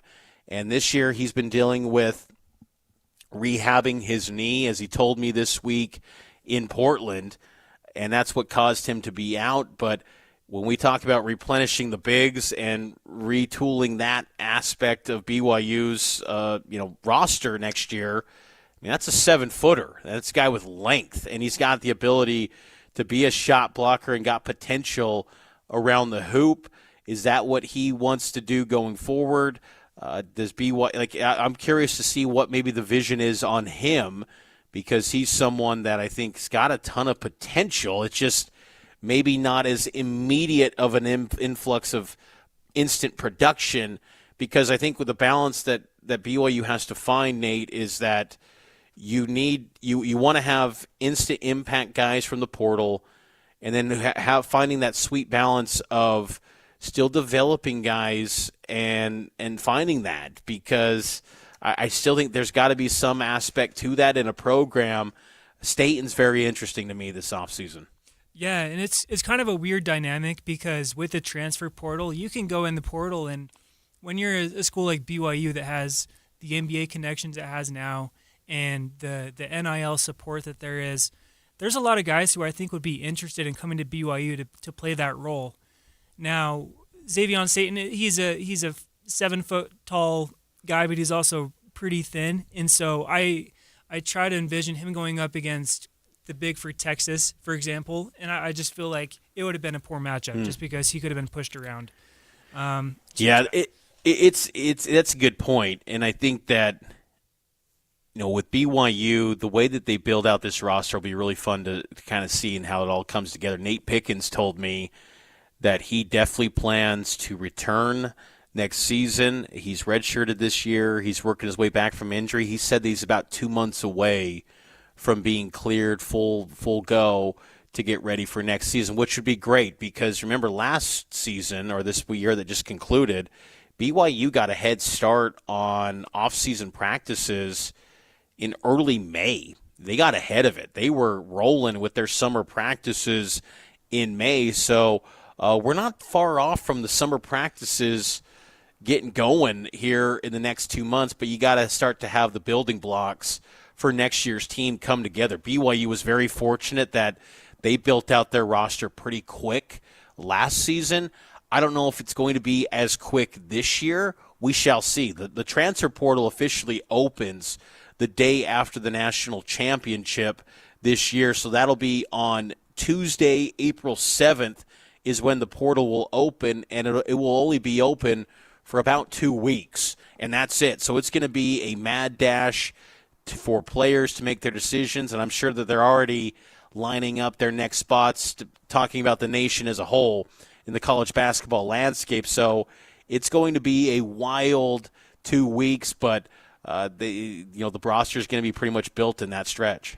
Yeah, and I don't want to talk out of both sides of my mouth because I think the transfer portal has been really beneficial for BYU in both football and basketball. But at the same time, I think it gets difficult for BYU fans to have the same relationship and connection to a team that they have in the past because there's such a high turnover rate. Like I feel like the Richie Saunders injury was so devastating because he's kind of a dying breed. I don't know how many guys are going to be contributing at BYU as a freshman and then stay their entire career. Even Dallin Hall, who was a pretty big impact on the BYU basketball team for his first 3 seasons, then he transfers out and he goes to Virginia, and now he's doing well in the NCAA tournament. It's I don't know. Maybe it's just partially also because BYU doesn't give a whole lot of access for basketball, and so I feel like there's a little bit of a misconnection between fans and the players because they don't get to know these players the way that they do for football, for example. But I just feel like the transfer portal is really beneficial for a lot of things because, like in BYU situation where they're losing Kevaketa and Bidu Ahmed didn't perform great in a lot of showings this year, that they can go out and they can find a big guy who they can immediately plug and play. And BYU's coaching staff has experience of doing that in the NBA ranks just because of trade deadlines and guys who get called up and called back down to the G League. But at the same time, it's tough to really forecast what a team is going to look like because who knows if Rob Wright's going to stick around for another year. He says he is, but, I mean, crazier things have happened. Yeah, it's fair, and I think it is a good point that I think that, Cougar fans love the players that, they can connect with over year after year. I think it's a fair point about Richie Saunders because, he originally started at Riverton High School, then worked his way up to Wasatch Academy and became an excellent player and picked BYU over the likes of Creighton and some really good Power 5 teams and became a star. And you want those stories in college basketball, in particular at BYU. But it is becoming more transactional in this sport. And so I wonder if that will have any sort of impact on the fans. And maybe, I don't know if there will be as much of a demand on tickets next year as there was for this season. I would think there's probably going to be a little bit less, but there's still obviously a passionate following for Cougar basketball, and Cougar fans just love this team.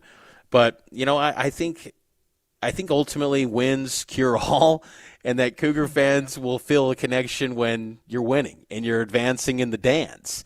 Even though Yegor was just a one and done, they feel connected to him.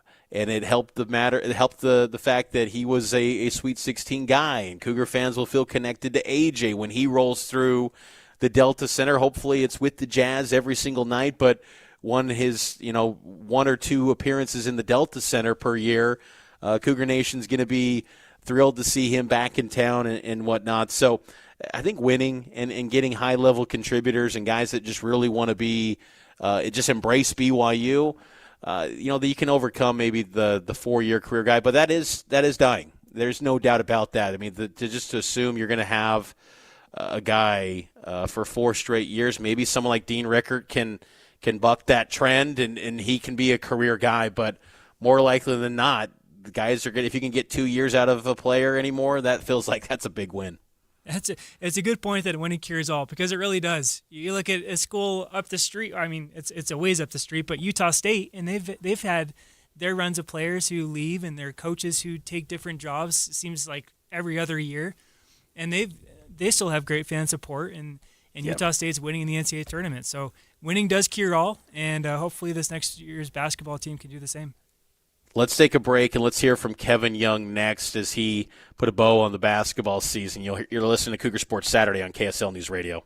Does your home have peeling paint or faded colors? Don't procrastinate. You need to protect your home with quality paint and a worry-free process, so make an appointment with CertaPro Painters. You quickly get a free estimate that's detailed, easy to understand, and then their trusted local professionals will bring fresh color to your home with quality craftsmanship at the right price. Each CertaPro Painters business is independently owned and operated, so schedule your free estimate at CertaPro.com. That's Certa with a C. CertaPro.com. An emergency can happen any second. Here's a few seconds to think about where you'd go. When you need medical care fast, the closest emergency room is a smart thing to know.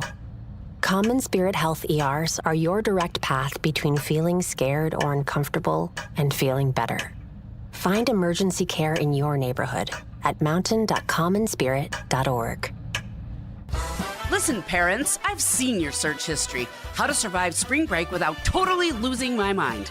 Take a deep breath because I'm about to make this so easy.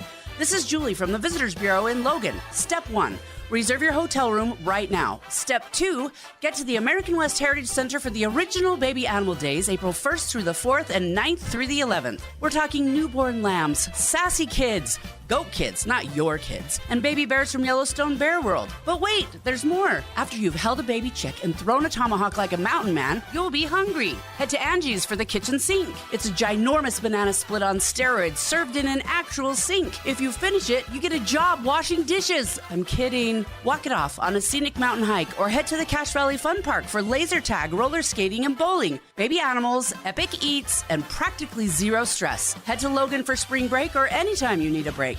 Plan your vacay at explorelogan.com. explorelogan.com. Jackson Hewitt will do your taxes for $149 or less, no matter how complicated. So if you're a delivery driver, / handyman, / wedding DJ, you pay only $149 or less. We're talking to you, waitress. Check, please. / pet sitter, / influencer. Just $149 or less. Want your refund to work as hard as you? Hurry. Don't wait. File with Jackson Hewitt today. Limited time offer for new clients on federal returns. Participating locations only. Terms at jacksonhewitt.com /149. Pump up the volume. Business moves fast. Orders roll in, deadlines close in. When you ship with USPS Ground Advantage, you can keep up with confidence. Every package stays in our secure network from dock to door. And with nationwide reach, dependable tracking, and upfront affordable pricing, you get built-in peace of mind. You run the business. We run the routes. Visit USPS.com /Ground Advantage to learn more. High five. Up top. Dave's company just got the 5-year price lock guarantee from Comcast Business. Yeah! It's 5 years of gig speed internet, advanced security, and a great rate that won't change.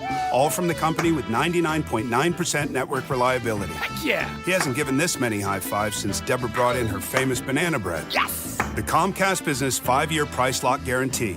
Powering 5 years of savings, powering possibilities. And it's hurting, but I am not stopping.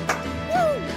For a limited time, now through March 29th, switch to Comcast Business to lock in your rate for 5 years and get a $500 prepaid card on a qualifying gig bundle. Or ask how to get started with 150 megabit internet and Security Edge for $59.99 a month for 12 months with a 2-year agreement. Don't wait. Call today. Restrictions apply. New customers only. 1-year contract required for guaranteed rate. Paperless billing and automatic payments with bank account required.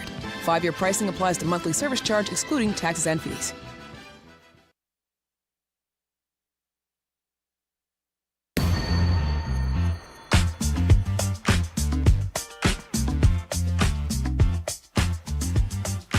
Welcome back into Cougar Sports Saturday on KSL News Radio. Nate Slack here with Mitch Harper, and we are breaking down the BYU basketball season following their first round exit of the NCAA tournament to Texas on Thursday. And we did get some sound from head coach Kevin Young after the loss to Texas, and this is what he had to say. Your initial emotions? Mixed bag, disappointed, mainly in the defensive and rebounding effort in the first half. That for me was unacceptable, very surprising. And, I got after the guys pretty good at halftime. But that's probably the thing that irks me more than anything. And when I say mixed bag, it's just proud as well. This has been a tough year, given the cards that we've been dealt, but proud of the group's stick-to-itiveness and their just grit. I thought they really came together. It was fun to see. I think they felt themselves coming together, and that was rewarding. And so, anytime you're in this spot at the end of a season, it is a bit of a double-edged sword with the emotion. But that first half, man, hard to look past that. Was that big kid that good? Maybe better than what you've seen this year? No, I mean, on the tape he was really impressive. He's very big, very mobile, and he plays with the mean streak, you know. And you know, in our league, you know, we face guys like that, and we've actually done pretty well against them. And so for me, that's why what I saw in the first half was so disappointing. How frustrating was it to miss out on or not advance in this tournament with a guy like AJ on your team? Extremely, you know. But at the same time, you know, only one guy can only do so much. Other guys got to step up. You know, I thought we rode him and Rob as best we could. And so that's what I'm proud of, because I think the guys that we were the guys that we were playing were doing the things that they could do. You know, we were limited. It's just what it is. You know, and so it's you can cry about it or you can just move on. But yeah, it's disappointing to not have the team that we put together around AJ be able to showcase what they could do. But again, that's life, man, and I'm proud of the way AJ put our team on his back. You know, I thought there were moments in that game where I thought looked incredible. I mean, truly, I said it in the other post game, but the Trailblazers court should have been down on some of that stuff. The guy looked like a stone cold NBA All-Star out there. So, but again, you know, you got to have other guys contribute. You know, we were 4 of 22 from three. Thought Alexei got some good looks. Thought Caba was pedestrian in the first half. Got much better in the second half. So I could go on and on. But bottom line is, it's a team game. You got to have other guys step up, even if you know, it's guys who maybe roles are bigger than they may have should have been. You brought in guys to kind of surround AJ with very specific roles in mind. Do you feel like you had enough versatility in those guys when injuries happen to this team to overcome that? And is that something you're looking at next year as you build out another contending roster? Yeah, I mean, I think it's unfair in a lot of ways to judge the roster construction of this team just because I mean, it was literally 5 season-ending injuries, right? It wasn't 1, it wasn't 2, right? And so, you know, 4 of those 5 were all guys that could knock shots down, you know. And again, we built this roster specific towards, you know, AJ, Richie, and then that's why we went out and got Rob. And so, you know, those guys need shooting around, period in a story. I mean, I couldn't even sometimes bear to watch the film, honestly, offensively, because our spacing was so funky, just stuff I was not comfortable with, but you're trying your best to do it with what you got. And so that's what I would say to this year's roster construction as it relates to moving forward. I mean, yeah, I've been very clear since I've taken this job. It's like, to me, shooting is the holy grail, bottom line. You got to be able to make shots at a high level, and we didn't have enough guys that could do that this year. So shooting will, for me, always be my first question. I think in the Big 12 specifically, you have to mix that with some rugged guys as well. That's just how our league is. But there's just no substitute for shooting. So we'll have that's at the top of the list for me every year, but definitely, you know, this was a double down on how important it is. AJ has said that he hasn't made a decision yet. Are you operating under the same thought, or are you, when you look to next year, I know it's Rob, but are you moving forward without him? I mean, look, if he wants to come back for a year or two, obviously we'd welcome with open arms. But I think, and you guys now have been around AJ long enough. I mean, what a joy for all of us, truth be told, to watch what he did this year. And so if it's his last game, I just wish him well. But it's for me, I think the coolest thing about coaching is just the relationships that you get to build with guys for years and years and years to come, right?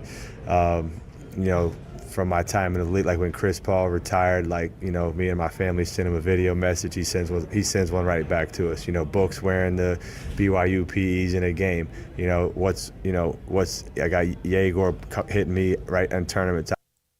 All right, we got to get to a timeout. That was some comments made from Coach Kevin Young after BYU's loss to Texas on Thursday. If you missed any of it, catch it on the Cougar Tracks podcast. We'll be right back after this. From ABC News, I'm Chuck Severson. The man who is a federal prosecutor took down mob boss John Gotti and Panamanian dictator and drug trafficker Manuel Noriega has died.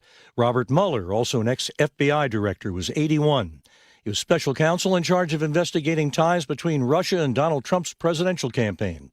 34 people, including Russian operatives and Trump associates, were charged with crimes.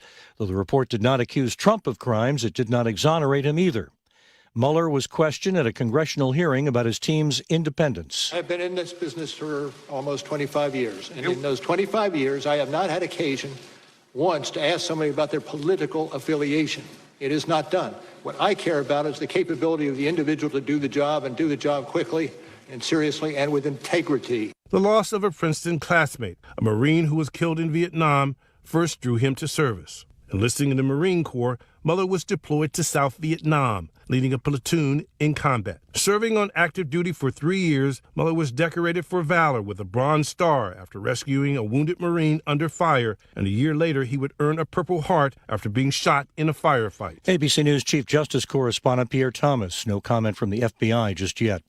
3 weeks into the Iran war, Iran's combat capability has been reduced significantly but not eliminated, says the U.S. Central Command Military Commander Admiral Brad Cooper online. Their Navy is not sailing, their tactical fighters are not flying, and they've lost the ability to launch missiles and drones at the high rates seen at the beginning of the conflict. 2nd Marine Unit is headed to the region, with White House not confirming nor ruling out the possibility of ground combat. Torrential rain flooding has caused thousands of people to evacuate their homes in Hawaii. The governor says floodwaters chest high in some areas. Many water rescues reported. You're listening to ABC News. Offer not valid in all states or where prohibited by law. Loans are subject to lender approval. See website for details. Honey, our credit card bill came and it's higher than last month. How? We haven't charged anything. Paying the minimum isn't enough. It will keep getting higher until we take control. We need to go to 47fastcash.com. With our bad credit? 47fastcash.com can help any credit type get approved for up to $5,000 in minutes. Take control and get the money you need at 47fastcash.com. 47fastcash.com.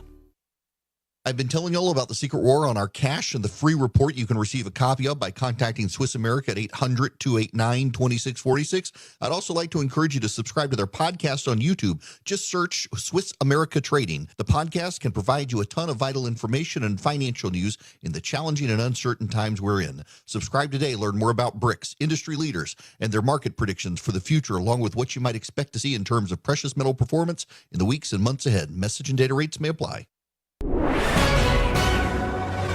Good afternoon. It's 2:03 at KSL News Radio. I'm Isabella Sosa. KSL's top local story this hour. Many gathered to remember a Wayne County woman who was murdered in her home earlier this month. 86-year-old Margaret Oldroyd's funeral was yesterday in Loa, and her brother and sister told KSL TV she meant a lot to her community. She's usually pretty friendly to anybody that comes through. Relationships meant everything to her. Friendships meant everything to her.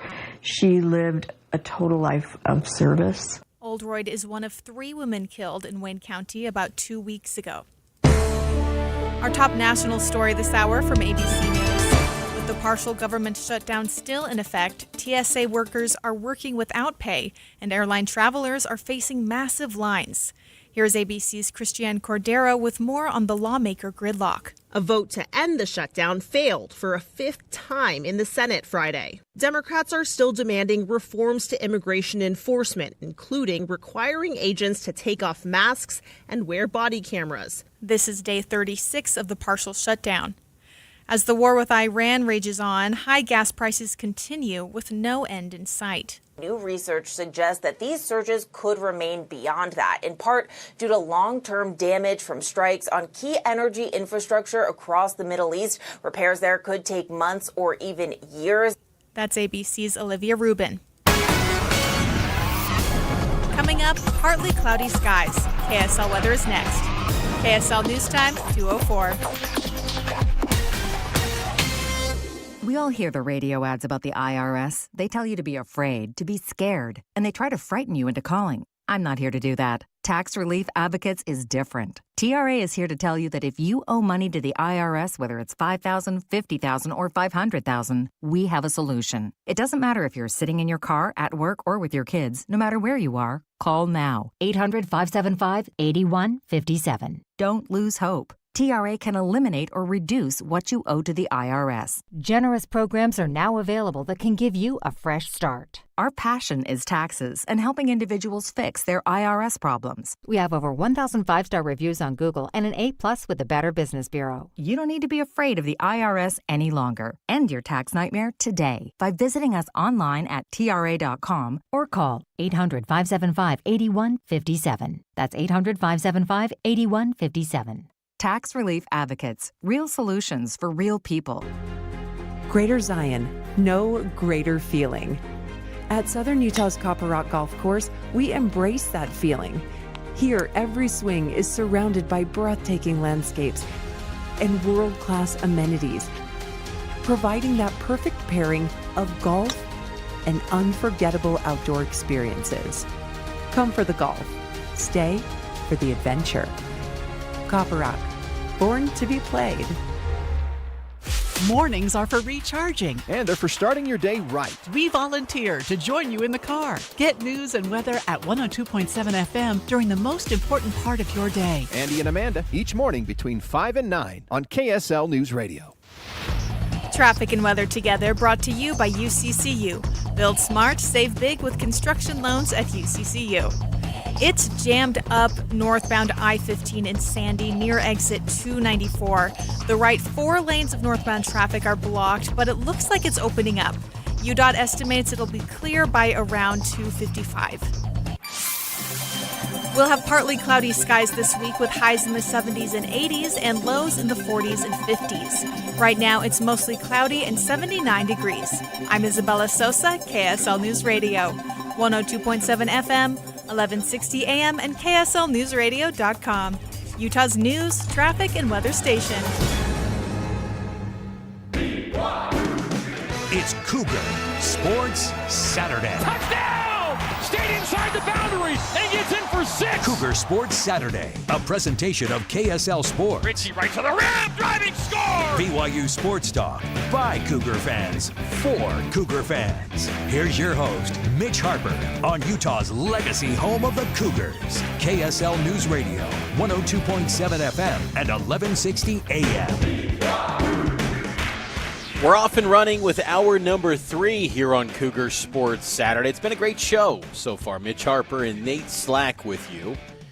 If you missed any part of the program in the first 2 hours, rest assured you can listen to the program wherever you get your podcasts. It's also available on the KSL Sports YouTube as well. Apple, Spotify, Pocket Cast, Overcast, wherever you get podcasts. You can just search Cougar Sports Saturday or search BYU Cougars, and you'll see this podcast populate on your feed. NCAA tournament action right now. Pretty good game going on in, well, I'm not sure the location. Dang it, these generic courts, I can't tell which location they're at. Oh, yeah, they're in Buffalo, New York. Michigan State's up 42-37 on 6th seed Louisville, with about 16 minutes to go in the second half. Earlier today, Michigan took down St. Louis. That's on the hardwood. In football, BYU football team just completed day 9 of spring practice. They've got about 6 practices to go. They'll wrap things up in early April with spring ball. And I had the chance to catch up with BYU passing game coordinator Fesi Sitake, and I asked him what were the objectives he's had for his wide receivers coming into the spring, and have they met that so far?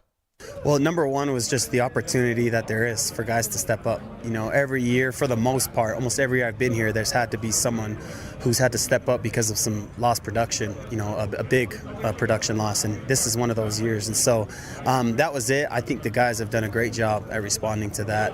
Clear? Obviously, it hasn't been perfect. It hasn't been clean. There's a lot of new players, new faces, and so they're kind of put to the test early. And then we've been throwing in some new scheme as well that we haven't showed at all. And so those factors all combined, it creates a tough environment for some of these guys to really learn it. But they've done a great job.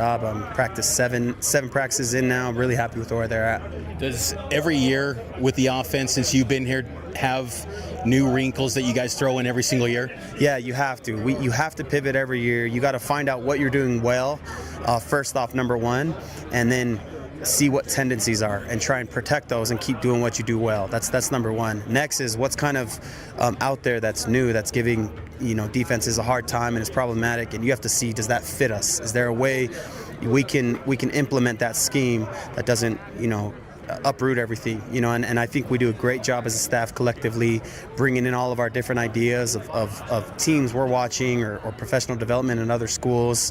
And A-Rod does a great job at facilitating those discussions, and ultimately we decide on things that we feel we can be really good at, that fit our personnel, that fit what we do schematically, and kind of keeps us always on our toes and on cutting edge. Coming out of Saturday at inside the stadium, how did you assess how the wide receivers played? We did okay. I thought the defense that got us. There were some good things, but it was just, I thought, a little bit sluggish. That's one of the great benefits to playing in the stadium is, even though the practice format may be the same and the tempo is the same, when you're in the stadium and you kind of have you picture the crowd, like it's amazing how what's revealed there. We had a lot of illegal procedures, stuff that hadn't shown up in our regular practice, and there's a lot that goes into that. So we definitely plan on going back and doing that again. I thought it was a great exercise, but there were still some really good things offensively we did, and excited for the back half of spring. Has there been 2 or 3 guys that have risen up and met the challenge of the opportunity in front of them during spring so far? Yeah, it's hard. I know you always risk missing people out, but or leaving people out when you list names. Kyler Casper has done a great job. Like we brought him in knowing that even though he didn't have a ton of production at Oregon, that and was just battling injuries, that if he was fully healthy, he probably would have gotten a lot of opportunities. And being here, it's confirmed the fact that he's very, very talented. Like, he's not just big, 6'6", huge catch radius, but he's very smooth, very fluid.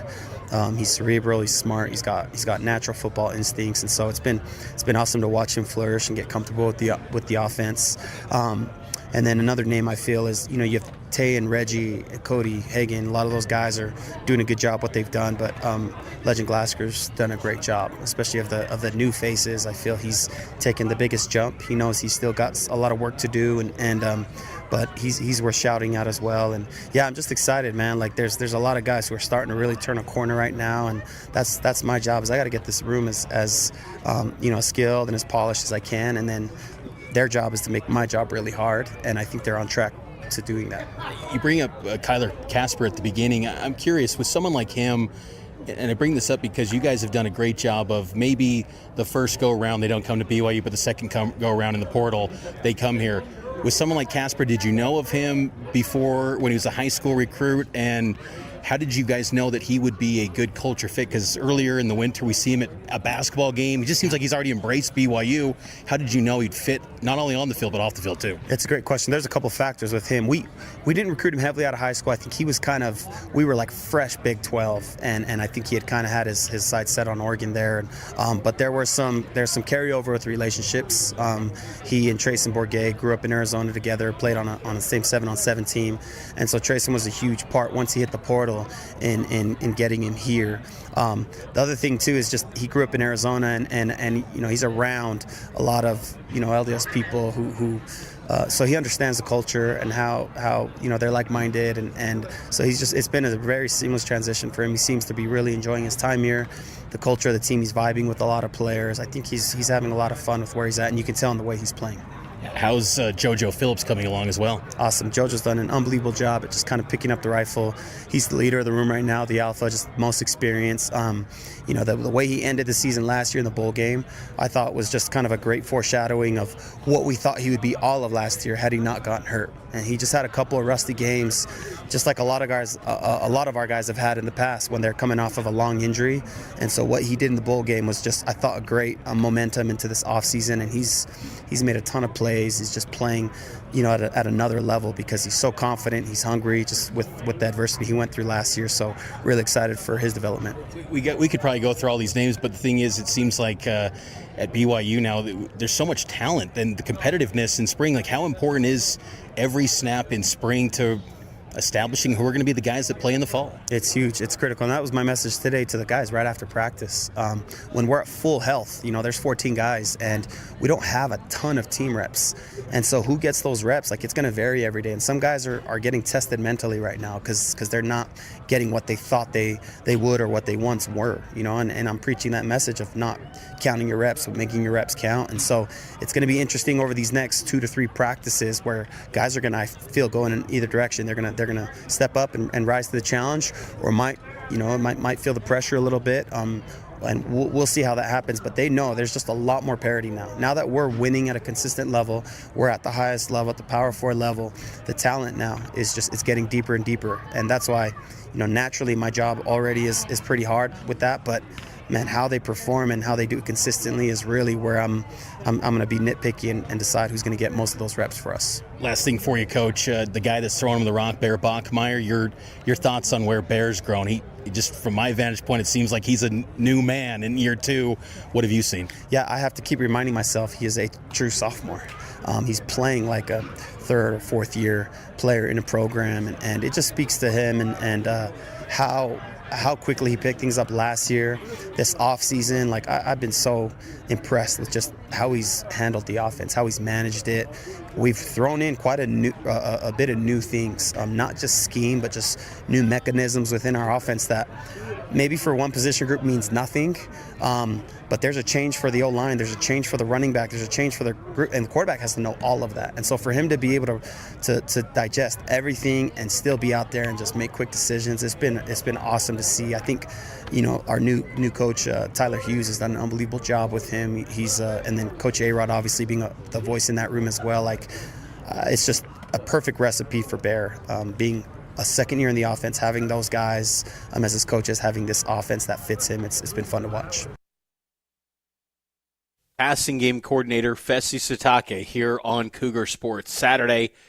Really interesting commentary there from Coach Sitake, who, as crazy as it sounds, he's entering his 9th season as BYU's passing game coordinator, talking about Bear Bachmeier, the receivers, a young name to watch, Legend Glasgow, the development of Bear under Tyler Hughes, the new assistant quarterback coach.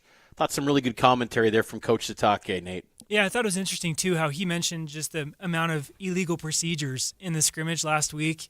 And it just kind of shows that, yeah, a lot of these guys are kind of raw, and they're young, and they're not as proven as what BYU's had in the past, because you go back to the late 2010s when BYU had Talon Shumway and Micah Simon and all these dudes who had just a bunch of college experience, and then they pivoted to the Nakua brothers with Samson and Puka, and then he had Chase Roberts for what felt like forever. And so it's just kind of it feels like it's almost a reset for the wide receiver room, just because there's so many new faces. But I think that's also exciting at the same time. Let's take a break. On the other side, we'll get to some spring football practice observations, and then at the bottom of the hour, we'll get to Pro Day, as a former BYU player had an incredible 40 time. We'll hit on that here on Cougar Sports Saturday on KSL News Radio. Imagine a world where you can leave the house and take your home Wi-Fi speeds with you. Thanks to Xfinity Mobile, it's not just a fantasy. Just picture it. You're at your kid's soccer practice, streaming the other game in 4K. Just like that. In the airport, download a cozy family comedy in a snap with Wi-Fi Power Boost. What if the places you had to be felt more like everywhere you wanted to be? That's the magic of Xfinity Mobile. Reliable Wi-Fi and 5G when you need it. Xfinity. Imagine that. Cut your mobile bill in half with 2 lines of unlimited. Visit XfinityMobile.com to learn more. Restrictions apply. Xfinity Internet required. Savings based on promotional rate for 2 lines of Xfinity Mobile Unlimited versus regular rates for 2 lines of T-Mobile Experience, More, Verizon Unlimited Plus, and AT&T Starter as of 2/10/26. Taxes, fees, extra after promo. Regular rates apply. Xfinity. Imagine that. Jackson Hewitt will do your taxes for $149 or less, no matter how complicated. So if you're a delivery driver / handyman / wedding DJ, you pay only $149 or less. We're talking to you, waitress. Check, please. / pet sitter / influencer.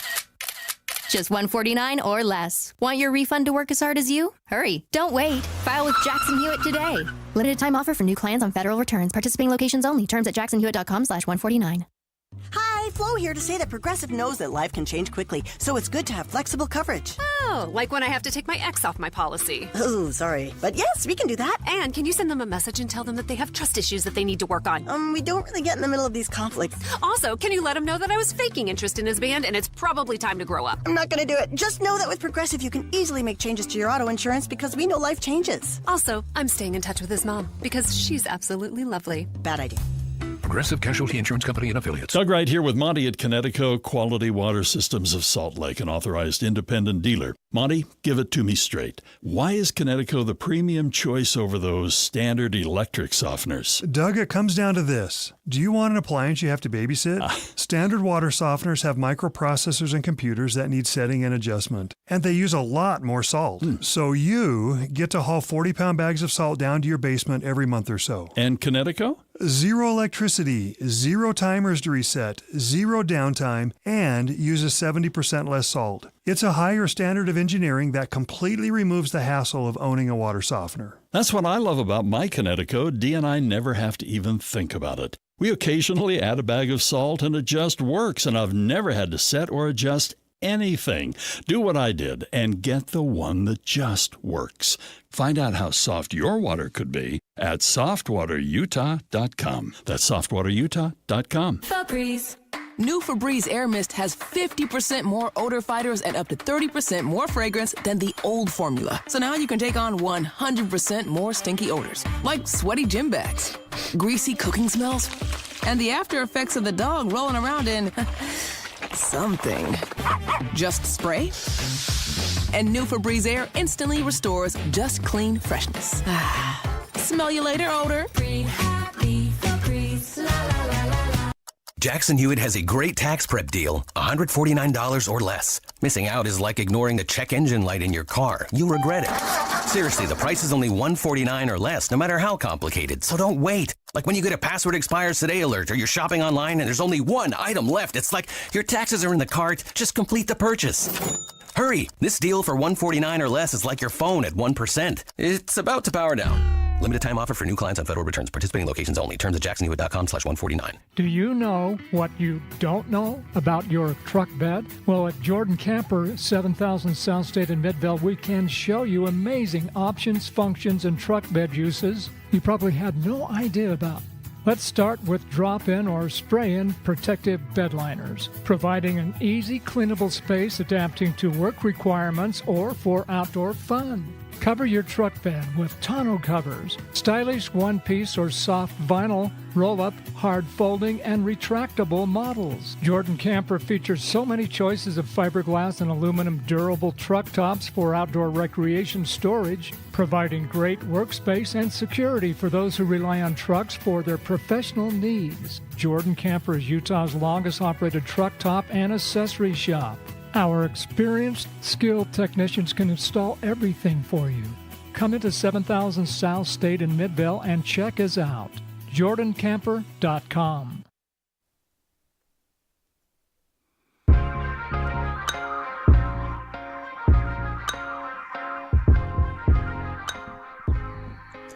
Cougar Sports Saturday here on March 21st, live on your airwaves here on KSL News Radio. Mitch Harper and Nate Slack with you. Earlier this week, we had BYU spring football media observation. Really insightful, I must say. It was interesting to get a glimpse of the team. Keep in mind, we have not seen this BYU team much. There have been, through 9 practices, 2 media observation windows. That's it. There was, I guess you could say there was a third on day 1, but the observation period was, 150 yards away, Nate? Oh, yeah, at least. And it was behind a fence. You couldn't see anything. You had your binoculars out. Couldn't even see anything then. Yeah, I couldn't see a thing. And it was just like, well, this is not going to serve any purpose here to take any notes down from this. But on St. Patrick's Day, it was very insightful, I thought. Some notes that kind of caught my attention from spring ball. One, Bear Bachmeier does just look really good, Nate. I'm really excited for Bear Bachmeier. And look, maybe it's a case of, putting the cart before the horse, and it's just letting the expectations roll too much, and it's the off season, so everyone feels good. But I just get this sense that Bear Bachmeier is going to be maybe the best quarterback in the Big 12 this year. And again, it's one media window, 20 minutes. but there's just a lot to like with Bear Bachmeier. And I think what's exciting, too, is that there wasn't anything groundbreaking shown in terms of scheme and whatnot during that media window. But I feel like you're going to see more of this playbook thrown at Bear Bachmeier, the nuances. He's really getting deep into the weeds, and his knowledge of this thing is going to a really high level, because last year it did feel like, I don't want to say he was prevented, but like it was a little bit, there were some guardrails, just putting him in positions to have success as a freshman. Now I think BYU and Aaron Roderick and Tyler Hughes, the assistant quarterback coach, they're going to unleash this guy. And I'm really optimistic that Bear could be maybe the best quarterback in the Big 12. I just like the quick decisions that he's making, his command in the offense, and I think that Bear's going to have a really special year, Nate. I don't think it's that big of a take, because listening to some of the coaches too, Kelly Papinga was asked about Bear Bachmeier, and he even talked about how big of strides he's made this spring. So it's not just the observation windows we see, because again, it's only about a 20-minute snippet once or twice per week where we actually get to see these guys on the field. But Fesi Sataki's talked about how big of strides he's been able to make.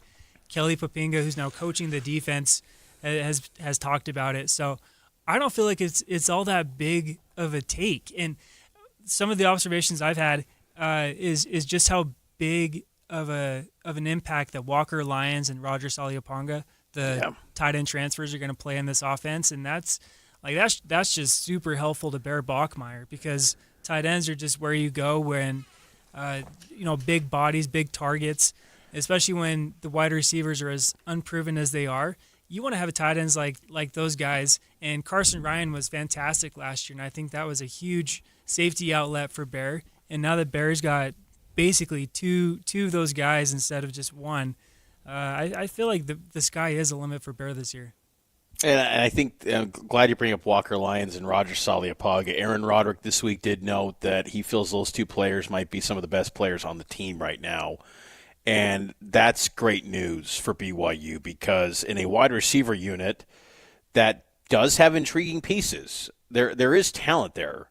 But again, there's no one that we speak confidently of right now in March and just say, yeah, that's your top three. That's your top, 5 guys at wide receiver. It's kind of up for grabs right now in the receiver room, with the losses of Chase Roberts due to the NFL. He's graduated, and then Parker Kingston situation, the allegations that he's facing. He was in court earlier this week, and he's going to have a court date coming up in person on Monday in St. George's, as Parker Kingston continues to face his allegations of first-degree felony rape, so intense stuff that Parker Kingston's dealing with. But BYU football moves forward, and I think it's promising that the tight end position is getting to a level where you've got some of the best players on the team at that position, because up until, you probably go back to Matt Bushman that year in 2020, when you're entering the season feeling like one of the best players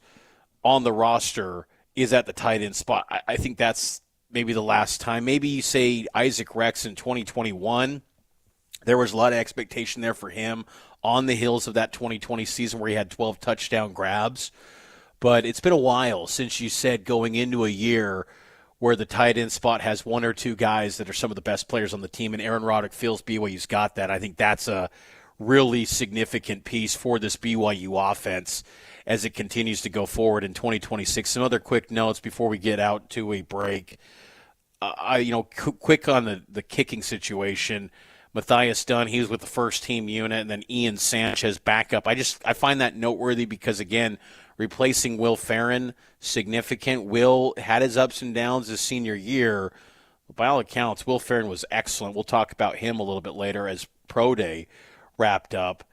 And then also, Trayson Bourget looks like he's kind of the number 2 guy right now at quarterback, I would say, going forward. But still work to be done on that front for BYU. Let's take a break. We'll talk BYU Pro Day next here on Cougar Sports Saturday.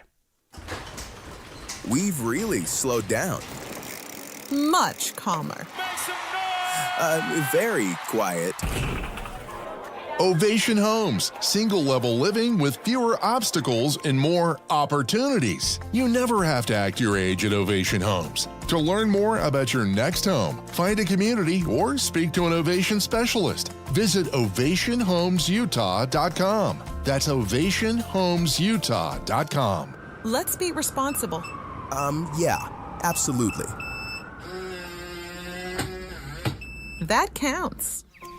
Safe, secure, and built for comfort. With locations in Syracuse, West Point, and Layton. Downsize without compromise. With a home that truly fits your lifestyle. To learn more and see all the amenities, visit OvationHomesUtah.com. That's OvationHomesUtah.com. Your best years start at Ovation Homes. So my friends over at Pure Talk have been sending me customer feedback from ConsumerAffairs.com, where thousands of people rate and review the top wireless providers. Here, for instance, is a nice note from James in Raleigh, North Carolina, who writes, quote, "After hearing Mike Rowe's ad, we made the switch to Pure Talk, and we couldn't be happier. We went from spending $1,200 a year with T-Mobile to $420 with Pure Talk. Thanks, Mike. Switch today! Exclamation point. Pure Talk is saving James $820 a year. And because he literally wrote the words switch today in capital letters with an exclamation point, I'm going to go ahead and dedicate this commercial to him. So folks, take it from James in Raleigh, North Carolina. Pure Talk can give you unlimited talk, text, and plenty of data for just $25 a month on the same 5G service the big guys are overcharging you for. Just dial pound 250, say Mike Rowe. You'll also save 50% off your first month. That's pound 250 to save an additional 50%. Thanks, James. It's spring. You get outside and it's obvious your house needs painting. Make an appointment with CertaPro Painters. They'll give you a free estimate quickly and at the right price. And they make the entire process easy with reliable updates and communication. They know how important your home is to you. True professionals, they're committed to quality and exceptional service at the right price. Each CertaPro Painters business is independently owned and operated, so schedule your free estimate online at CertaPro.com. That's Certa with a C.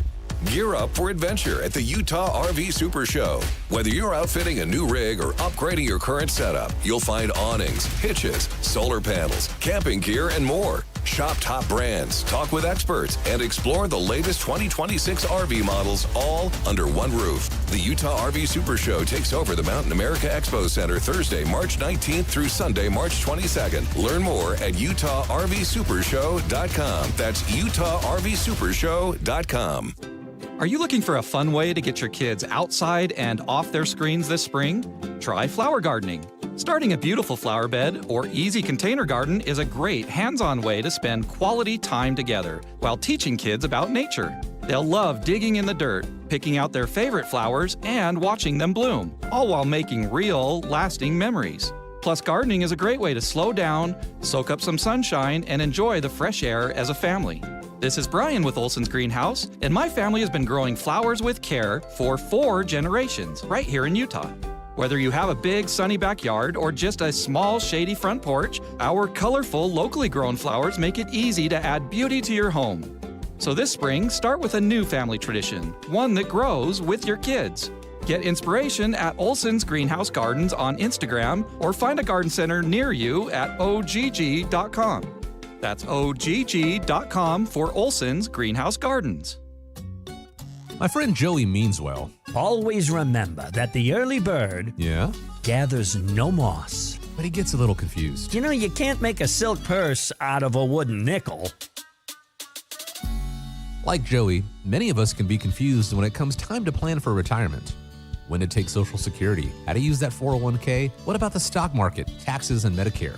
Todd Kim at Galileo Wealth Management can help to simplify retirement planning. His goal is to have you walk into retirement with confidence, not worry, and to address the number 1 concern among retirees today, the fear of running out of money. Call Galileo Wealth today for a no-cost, no-obligation meeting to talk about the details of your retirement. 385-247-7000. It's 385-247-7000 or online, GalileoWealth.com. And remember, one man's trash is thicker than water. Of course, water's not thick at all. It's watery.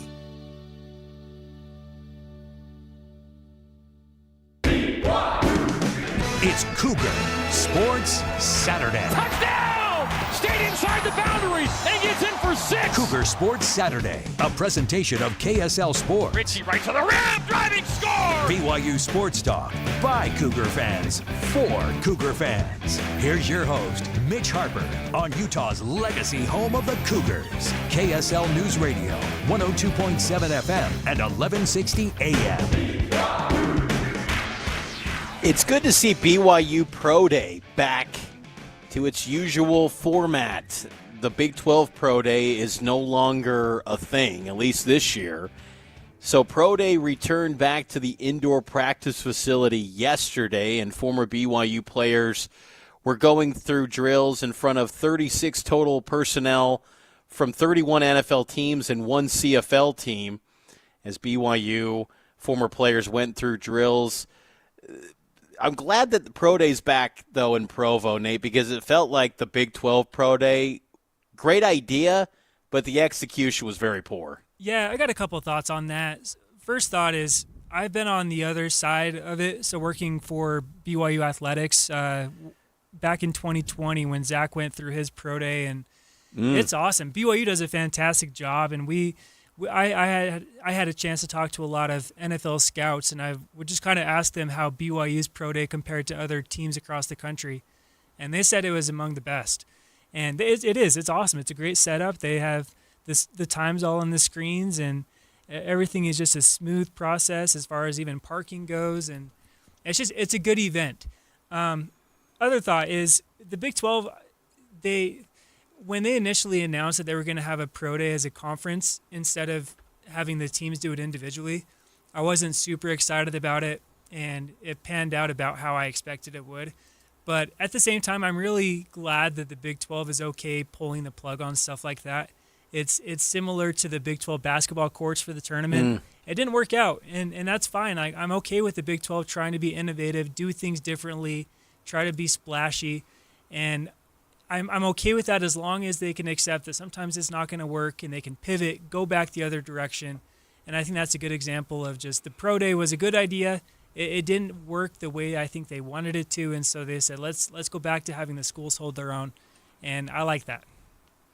Me too, and well said. Great commentary there from Nate Slack. And I got to say, too, coming out of this Pro Day, Nate, Maury Bamba is electrifyingly fast. He is elite. You know, we talked about Maury Bamba a lot on this show. I kind of felt like I was on Maury Bamba Island for many years talking about him. And honestly, the on-field product wasn't what I expected. I thought Maury was going to be a total shutdown cornerback for BYU this past season. He really did not play as much as expected. It became Evan Johnson and Trey Alexander taking on the role of the starter. So he was primarily a backup for BYU during his BYU career. But Maury Bamba runs a 4.2740. That's not a misprint. A 4.27. Nate, I got to think he's going to get drafted. I think that sort of time with his build at 6'3", someone's taken a flyer on this guy, and he's got some film of some moments where he was good at BYU. He just wasn't the top end like Evan Johnson and Trey Alexander were, and Jacob Robinson, who's also an NFL guy too. So he's been behind good players. I got to think Maury's going to get drafted. What do you say? No, I think so too. And I think his highlight last year that kind of showed his speed as well was that fourth down stop he had against Utah on the first drive that Utah had. And Utah is inside the 20-yard line. They try a little fly sweep, and Maury Bamba flies across the field, makes the stop. But he's exactly the kind of guy that I feel like teams like to take a flyer on in the 7th round. Looking at like Caleb Lohner last year, he's picked up from Utah. He didn't have big numbers at Utah, but just that big body, and the Broncos are like, hey, he could do something for us. And so I think I think he's got a great shot at getting picked up. It would be late. It would be one of the final picks of the draft, but to still say that you're drafted, and for BYU to say, yeah, we had another defensive back drafted, I feel like that would be huge. But I couldn't believe the number when I saw it for the first time, because I think his first number if I remember correctly, was in the low 4.3s, and then his second attempt was the 4.27, and I just thought, wow. So it's not like it's just a one-off where he just happened to get a good rep and go super quick. To follow up a 4.31 or whatever it was with the 4.27 is pretty impressive. And Maury Bamba's got a track and field background. I mean, that's where he really was pursuing his college athletic career, was in track and field, and then he takes on football at Tyler Junior College under former BYU player Tanner Jacobson, who was the head coach there. And then he ends up at BYU and is kind of a project cornerback, goes from track athlete to then football player. So when you think about it in those terms, he's still very young and green, and we know that pro sports love potential and developing a raw mold of clay and turning them into something special. And the fact that he was a backup at BYU should not, take away the chances of him being an NFL player. Look what happened to Michael Davis. Michael Davis got benched in his senior year at BYU, and he was a 9-year NFL player. So Maury Bamba, I just think with that time, with his build too, the moment I remember seeing him when he showed up, it was fall camp, I think, in 2022. I remember he arrived midway through camp from Tyler JC, and I just looked at the build in person for the first time. I said, that is an NFL cornerback. Like, you don't have to play any film to just know, like, that is an NFL build. And then you pair it up with 4.27 40, and he's had some highlights in his BYU career. I was just blown away by that. And look, it's different, too. The speed maybe doesn't always show up when the pads are on. That's one thing that's different about some guys, where like a Puka Nacua isn't the fastest in T-shirt and shorts 40 times, but when he gets the pads on, he's one of the fastest players in the NFL, and he's a superstar talent. Does it carry over with Maury Bamba? I would say no, not as much, but the speed and athleticism is definitely there, and if he can get into an NFL organization and develop and get a real opportunity, maybe he can make the most of his chance and become an NFL vet like Michael Davis was back in the day. His performance also at Pro Day reminded me of, in 2018, Jonah Trineman. Remember when the former BYU receiver ran a 4.30 40? He got an opportunity, even though he didn't really play much at BYU as a receiver. He got an opportunity with the Jets for, I think, a full year as an undrafted free agent. So you post a lightning fast 40 time, you're going to get a chance in the NFL. Yeah, and speaking of 40 time, I was also really happy for Chase Roberts, because I feel like he left a lot on the table when he was at the NFL Combine, because his 40 time, he ran a 4.64 40 at the NFL Combine. He followed up with a BYU Pro Day 40-yard dash of 4.51, and that's a whole lot better. And I was really excited for Chase, because kind of like you said, the 40 time is kind of a goofy thing, because Puka ran a 4.57 at BYU for his 40-yard dash, but you'll see the play where, he breaks off a long touchdown against UCF on the first play of the 2022 season, and you think there's no way he's running a 4.57 40, but sometimes it just doesn't translate. So to see Chase being able to put up a good low 4.51 40, I thought that was really good for him. And do you think that's enough to get him drafted, though, or is he still going to be maybe a fringe, undrafted free agent kind of guy? He's in that fringe territory, I think, because age, I think, is not as big of an issue as we think. Because I think there's some value to, like, hey, he's mature, he's ready to come in and just contribute to a locker room and be a guy. I think what hurts Chase the most, though, is that position is so deep. Wide receiver is loaded. I mean, there's probably like 40 guys in this class, maybe 30 or 40 guys. I have to dive into it more, but the top end is really good. And so when you're looking at that, I mean, you could stretch that thing far, that are draftable players, that wide receiver position. And if you're an NFL team, you're like, okay, I got a draftable grade on Chase Roberts, but there's these other guys that could slip to the 7th round as well, because it's such a deep class. Chase then becomes one of those players maybe that's getting, first right after the draft is over. He's getting a lucrative, 6-figure undrafted free agent deal. and it's a team, and he gets to maybe pick his spot. So it's kind of tough. I hope he gets drafted because I still believe that when a team spends actual draft capital into a player, I think there's value there. And I think it's also for BYU, it's better to market, hey, you've had X amount of draft picks over the last so many years rather than, hey, yeah, we haven't had many draft picks, but we've had a lot of undrafted free agent guys, turn out to be a thing. Like, that's just the road less traveled. The NFL, if you're talented, you'll find a way. Jacob Robinson is carving out a role in San Francisco, but ideally there's just something, invested into you. So I hope Chase gets drafted. I think his film should be the piece that shines the most, because when you throw in the film, he was highly productive at BYU. He's a talented football player. He's going to be an impact guy that give him an opportunity. It's just he's in a really deep class at wide receiver. I think that's what hurts him. And that combine numbers, if teams can't get over that could be a big hurdle to overcome potentially. But I do love the fact that he did improve that number. I think Jack Kelly is an absolute lock to get drafted. I think maybe, what would you say, maybe high-end third round, but maybe that sweet spot of fourth or fifth round. I think Jack's a lock to be drafted. Yeah, I think the third round. And whoever drafts Jack is going to be very excited because kind of like Puka gets drafted, and I think the Rams, we've seen some of the videos behind the scenes of the Rams execs talking about being able to get Puka, and they were excited.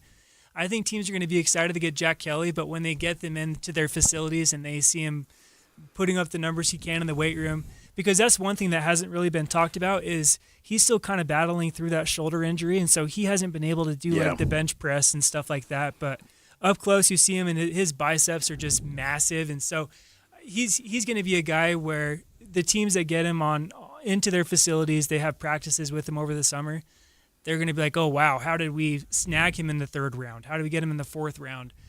He's going to be a really good one, and I think he's going to be kind of the next in line of that wave of BYU linebackers, because there was a lot of good linebackers drafted in the 2010s, and it feels like there hasn't really been that linebacker in the 2020s that has really done what the 2010 linebackers did, because you had Kyle Van Noy, you had Fred Warner, Sione Takitaki, Harvey Longy, but it's kind of been a while since BYU had a linebacker that really burst onto the scene. But I feel like Jack Kelly is bound to be that guy. Agreed. And I think lastly, before we get to a break, former BYU quarterback Jake Retzloff was there. We saw him at practice earlier this week, and that kind of caused a little bit of a social media firestorm. Whether I thought that was unnecessary. Some of the commentary from fans on social media, like, how can you let him back? Like, what's causing him to not be back? He's got relationships with many of the players here. It is what it is. He was a BYU Cougar. He was a quarterback, but he was back going through pro day. What'd you think of Jake being back on campus and slinging the pill inside the indoor practice facility once again? Yeah, I thought it was pretty cool. I think it's cool to not be able to, not burning relationships and keeping those ties strong. When practice concluded on Tuesday and we see a lot of the players coming off the field and a lot of them going up to Jake and kind of dapping him up and seeing how he's doing, it was cool. I was glad that he was able to come back, because I imagine BYU's pro day is also a lot better than Tulane's, and he played at BYU for 2 seasons, so I've got no problem with him coming back and throwing the ball around a little bit. I don't know, like, as far as a pro potential he has, just because, maybe that Canadian Football League team is going to be able to land Jake, and that would be still a great opportunity. Well, I think too with Jake, it's just a situation where I look at Retzloff being back, and I just thought it was kind of surreal to see him back, because when it came out last year in May, his civil lawsuit, and then when that was brought up, not only did you think, okay, he's probably never going to play another down at BYU, and that's what ended up happening. He goes to Tulane, goes to the college football playoff, but you thought, all the talk about him enjoying his BYU experience, does that go out the window now because he dealt with the Honor Code office? And to think that he still got a relationship, even during his time at Tulane, he said he loved being at BYU. And I thought that was kind of cool that, even though, the honor code office, like he was facing a suspension and he like, I want to play football. And I think he made the right move, that he still wanted to come back and still be around it. And I just think that's pretty cool in that standpoint because, again, Jake quarterbacked one of the great teams in BYU football history in 2024. And look, BYU is doing just fine. Bear Bachmeier is going to be incredible for BYU, but that 2024 season should be looked in high regard. And, Jake was the man calling the shots, quarterbacking that team.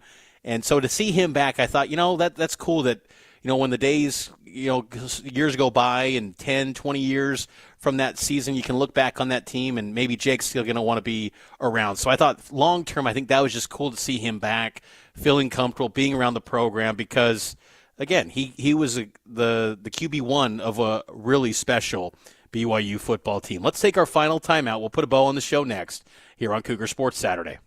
Cashback is not available on gas in New Jersey and Wisconsin. Couponing. Wow, you didn't strike me as the coupon type. Just trying to stay ahead of inflation. Gas, groceries, everything. It's all more expensive. I need to save wherever I can. Have you tried Upside yet? Upside? What's that? It's a free app that I use that pays cash back for every gallon of gas I buy. You've got to buy gas to get around anyway. Might as well get paid for it. Come on, does that really add up to anything? I've already made around $200. The extra cash helped pay down my bills, and I even had a little extra left to treat myself. And the Upside app is free? Totally free, and the cash back is real. You can transfer the cash right to your bank account. I'm downloading Upside right now. Download the free Upside app now to earn cash back every time you buy gas. Use promo code ENJOY to get an extra 25 cents per gallon on your first tank. You can cash out anytime right to your bank, to PayPal, or a gift card for Amazon and other brands. Just download the free Upside app and use promo code ENJOY for a 25 cents per gallon bonus on your first tank. That's code ENJOY for a 25 cents per gallon bonus.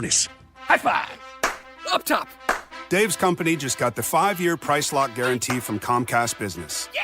It's 5 years of gig speed internet, advanced security, and a great rate that won't change. All from the company with 99.9% network reliability. Heck yeah! He hasn't given this many high fives since Deborah brought in her famous banana bread. Yes! The Comcast Business 5-year price lock guarantee. Powering 5 years of savings, powering possibilities. And it's hurting, but I am not stopping. For a limited time, now through March 29th, switch to Comcast Business to lock in your rate for 5 years and get a $500 prepaid card on a qualifying gig bundle.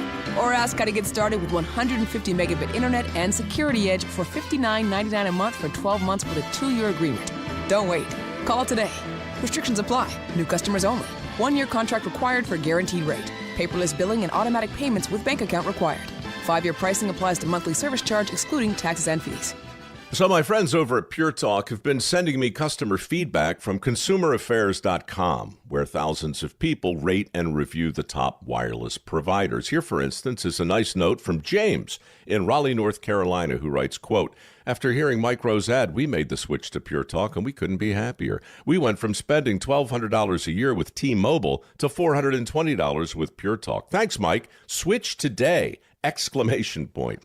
Pure Talk is saving James $820 a year. And because he literally wrote the words switch today in capital letters with an exclamation point, I'm going to go ahead and dedicate this commercial to him. So folks, take it from James in Raleigh, North Carolina. Pure Talk can give you unlimited talk, text, and plenty of data for just $25 a month on the same 5G service the big guys are overcharging you for. Just dial pound 250, say Mike Rowe. You'll also save 50% off your first month. That's pound 250 to save an additional 50%. Thanks, James. Can you hear it? That's the sound of nature waking up in Box Elder County.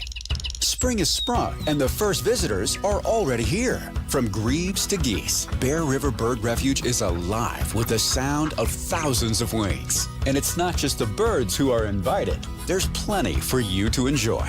Experience the world-class minerals at Crystal Hot Springs. Stand on the spot where the railroads joined and forged the destiny of a nation at Golden Spike National Historic Park. Check out the jaw-dropping murals up and down Tremonton's charming Main Street. The list goes on and on. Hungry? From fine dining to classic comfort food, Box Elder County has something that's sure to hit the spot. In Box Elder County, the air is fresher, the sky is wider, and spring is in full bloom.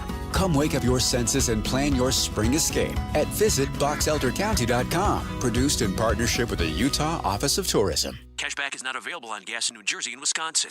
Couponing. Wow, you didn't strike me as the coupon type. Just trying to stay ahead of inflation. Gas, groceries, everything. It's all more expensive. I need to save wherever I can. Have you tried Upside yet? Upside? What's that? It's a free app that I use that pays cash back for every gallon of gas I buy. You've got to buy gas to get around anyway. Might as well get paid for it. Come on, does that really add up to anything? I've already made around $200. The extra cash helped pay down my bills, and I even had a little extra left to treat myself. And the Upside app is free? Totally free, and the cash back is real. You can transfer the cash right to your bank account. I'm downloading Upside right now. Download the free Upside app now to earn cash back every time you buy gas. Use promo code ENJOY to get an extra 25 cents per gallon on your first tank. You can cash out anytime right to your bank, to PayPal, or a gift card for Amazon and other brands. Just download the free Upside app and use promo code ENJOY for a 25 cents per gallon bonus on your first tank. That's code ENJOY for a 25 cents per gallon bonus.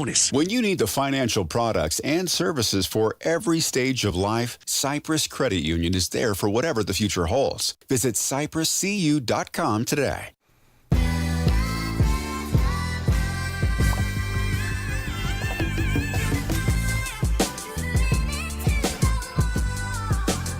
Final segment of Cougar Sports Saturday on this March 21st edition of the program.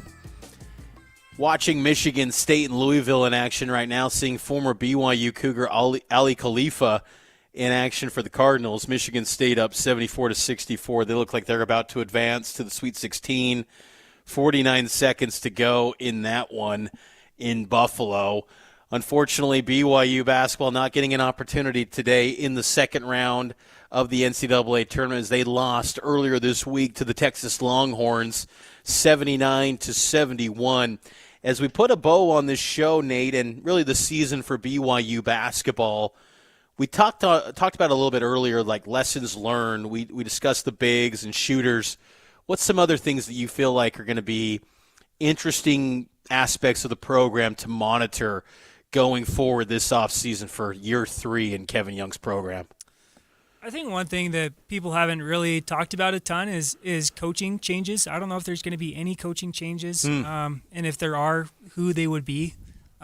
When I think about Gonzaga's success in the tournament and how they've been able to retain so many of their coaches, the only coach that's really left Gonzaga over the last 20 years or so has been Tommy Lloyd, who's now coaching Arizona, and look what Arizona's doing. So I think BYU I'm curious to see what they do in the coaching front, if they keep guys around, if they branch out and try to find some specialists in other areas.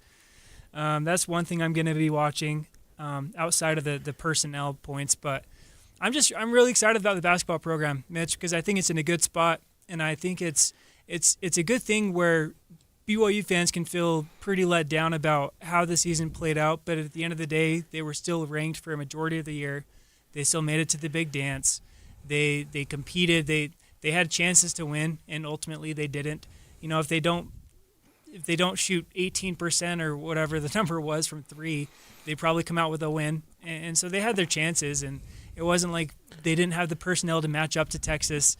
And so just the fact that BYU is in the position that it is, they're still in the Big 12 Conference. They're still going to be contending. I don't know for a Big 12 championship next year. Well, I think it's still too early to say that, just not knowing exactly who's going to be on the team. But The overall health of the program, I feel like, is in a really good spot. No question. And I think that's a piece, too, that gets often overlooked this season is how much better the Big 12 was this year compared to the first 2 seasons BYU has been in this league. You bring up the coaching changes piece. I kind of wonder, too, if Kevin Young this almost looks to add to the staff and maybe find someone with an extensive defensive background to really help add to the staff. I mean, there's so many people on that staff already.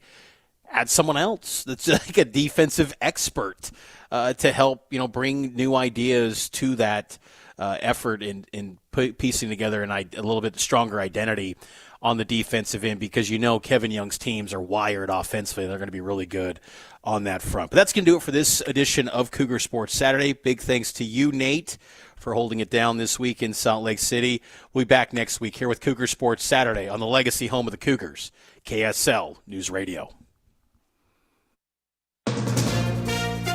From ABC News, I'm Chuck Sievertson. Former FBI Director Robert Mueller's died. After 9/11, he oversaw the anti-crime agency, whose powers grew quickly to take on terrorism. As a federal prosecutor, Mueller took down mob boss John Gotti and Panamanian dictator and drug trafficker Manuel Noriega. He was a special counsel in charge of investigating ties between Russia and Donald Trump's presidential campaign. ABC's Pierre Thomas. In total, Mueller's investigation charged 34 people. But ultimately constrained by the Justice Department policy barring prosecuting a sitting president, Mueller did not determine whether Trump broke the law. If we had had confidence that the president clearly did not commit a crime, we would have said so.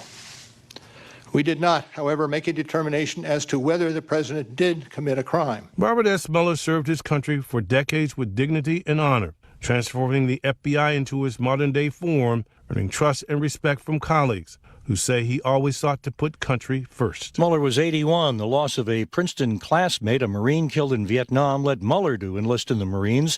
In Vietnam, he led a platoon in combat, decorated for valor with a Bronze Star after rescuing a wounded Marine under fire and earning a Purple Heart after being shot in a firefight. Iran's combat capability is greatly reduced but not eliminated, says the head of U.S. Central Command. On rising gasoline prices, ABC's Olivia Rubin. New research suggests that these surges could remain beyond that, in part due to long-term damage from strikes on key energy infrastructure across the Middle East. Repairs there could take months or even years. Second Marine Unit headed for the region, says ABC's Tom Sufi-Burridge. The White House saying there is currently no plan for ground troops, but President Trump not ruling it out. The Pentagon now saying 232 U.S. troops have been injured in the war, with 10 of them in a serious condition. 13 U.S. service members have been killed. You're listening to ABC News.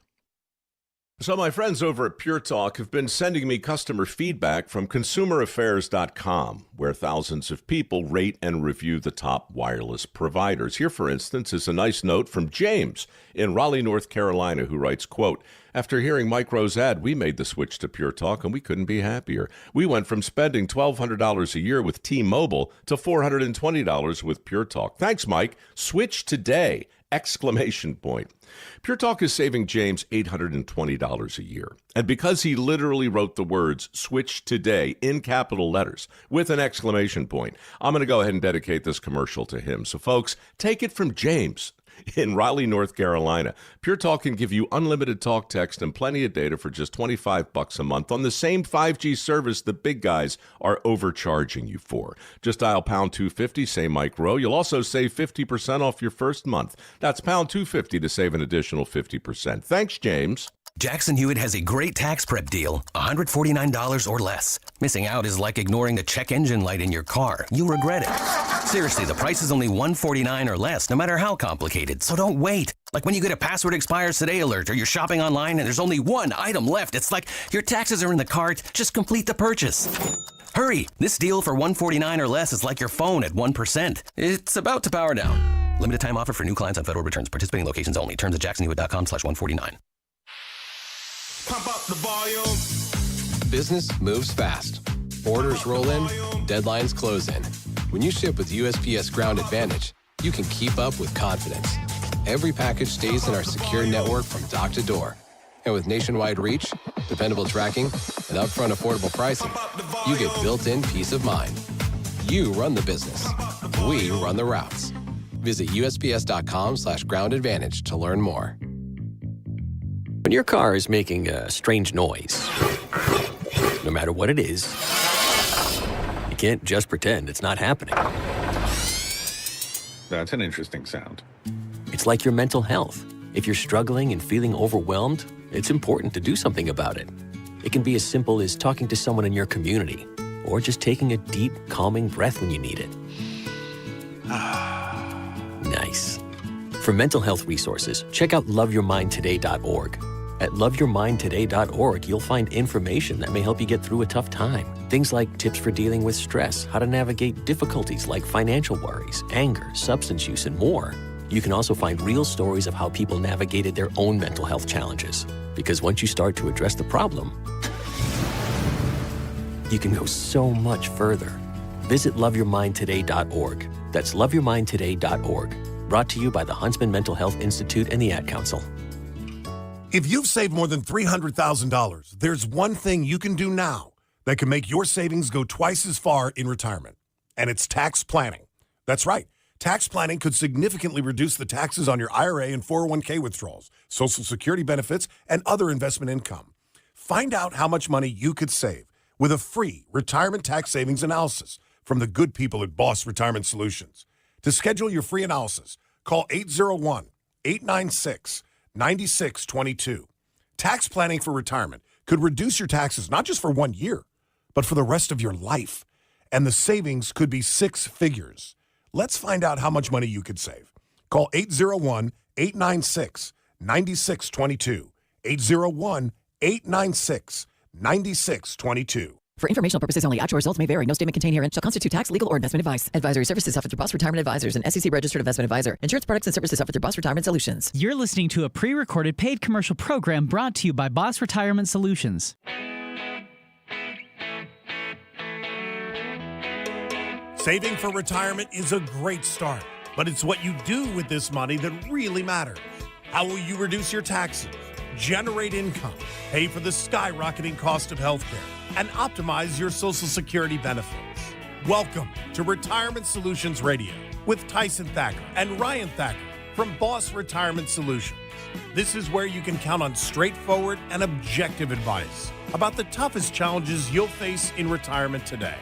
And now, here are your hosts, Tyson Thacker and Ryan Thacker. Today, we want to address one of the most important issues about retirement planning, and this is largely ignored and nobody ever talks about it. You know, most people who are planning for retirement don't know this, but nearly every piece of financial planning for retirement, well, it's connected. Just one decision about filing for Social Security, one decision about withdrawing money from your IRA or 401k could have a domino effect on many other things. And it could cost you in ways that you may never see until it's too late. Welcome to Retirement Solutions Radio. I'm Ryan Thacker along with my brother Tyson. And if you hope to retire in the next 5 years, this could be the most important show that you'll listen to all year. And so when you make a decision about retirement planning, it could have a domino effect on other things. For example, you can't talk about Social Security without talking about IRA or 401k withdrawals. You can't talk about IRA and 401k withdrawals without talking about taxes in retirement. And we're just beginning to scratch the surface. And that's what this show is all about today, because one simple decision could set off a chain reaction of other events. So coming up on today's show, we'll talk about all of these things that you'll need to consider for retirement and how your money could go a lot further in retirement. And Tyson, we're really excited about this show. And by the way, Happy New Year, man. We're getting rolling here. This is a good time to be talking about these things because new year, new goals, right? So Tyson, let's talk about principle number one here. Well, Ryan, you alluded to it in your open that here's the bottom line. When you file for Social Security, it impacts your other benefits like IRA and 401k withdrawals, other investment income, even your Medicare premiums that you may not be aware that this could have this cascade effect. And there's a right way and a wrong way to claim your Social Security benefits, and not understanding how this works, well, it's a big deal. It could cost you tens of thousands, if not hundreds of thousands of dollars in lifetime income because we're all living so much longer than we used to. And according to Forbes, 96% of Americans, Ryan, lose out on an average of $111,000 in lifetime income just on Social Security. So the question is, what could you do with $111,000? What could you do with that extra money during your retirement years? You could be doing so many things. You could pay off your mortgage. You could go on an amazing vacation with your family. And so that money is what we want you to be thinking about throughout today's show, because filing for Social Security, it's so much more complicated than you're ever going to think. And you can't rely on your brother-in-law or your friend at work or whoever has said, well, I did it this way. You've got to understand you only get one chance to retire, and it's based off of your unique situation. And so listen up. We want to talk through this today. about all the pieces of Social Security and how this is going to benefit you in your retirement years. So, Tyson, there was a great article on Yahoo Finance. The headline is Maximizing Your Social Security Benefits, Tips to Get an Optimal Retirement Strategy. And, here's the quote. It says, when it comes to your Social Security benefits, getting the most out of them is not one size fits all. We've talked about this for a long time on our radio show.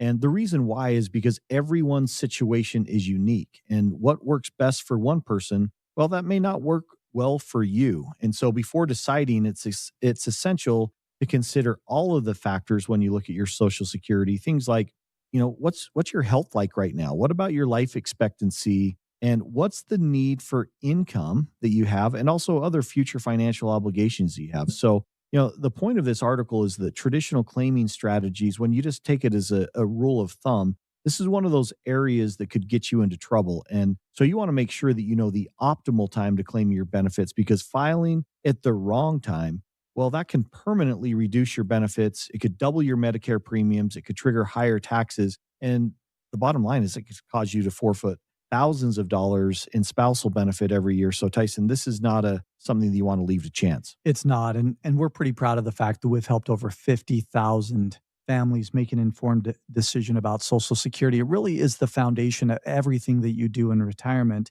And let's get this straight right now. There's a ton of calculators out there on the internet, and so many of them will do some simple calculations for maybe one of you, or maybe they'll even do a calculation for both you and your spouse. But here's the problem. You don't know what their life expectancies look like on that calculator. You don't know what other pieces of the equation they put in, when in reality, you need to have somebody who's been around the block before to adjust all of this. And understanding that Social Security piece is really important to get to, okay, does my spouse take Social Security first? And what if I've been married before? What if my spouse has passed? All these different pieces that may not go into the calculation.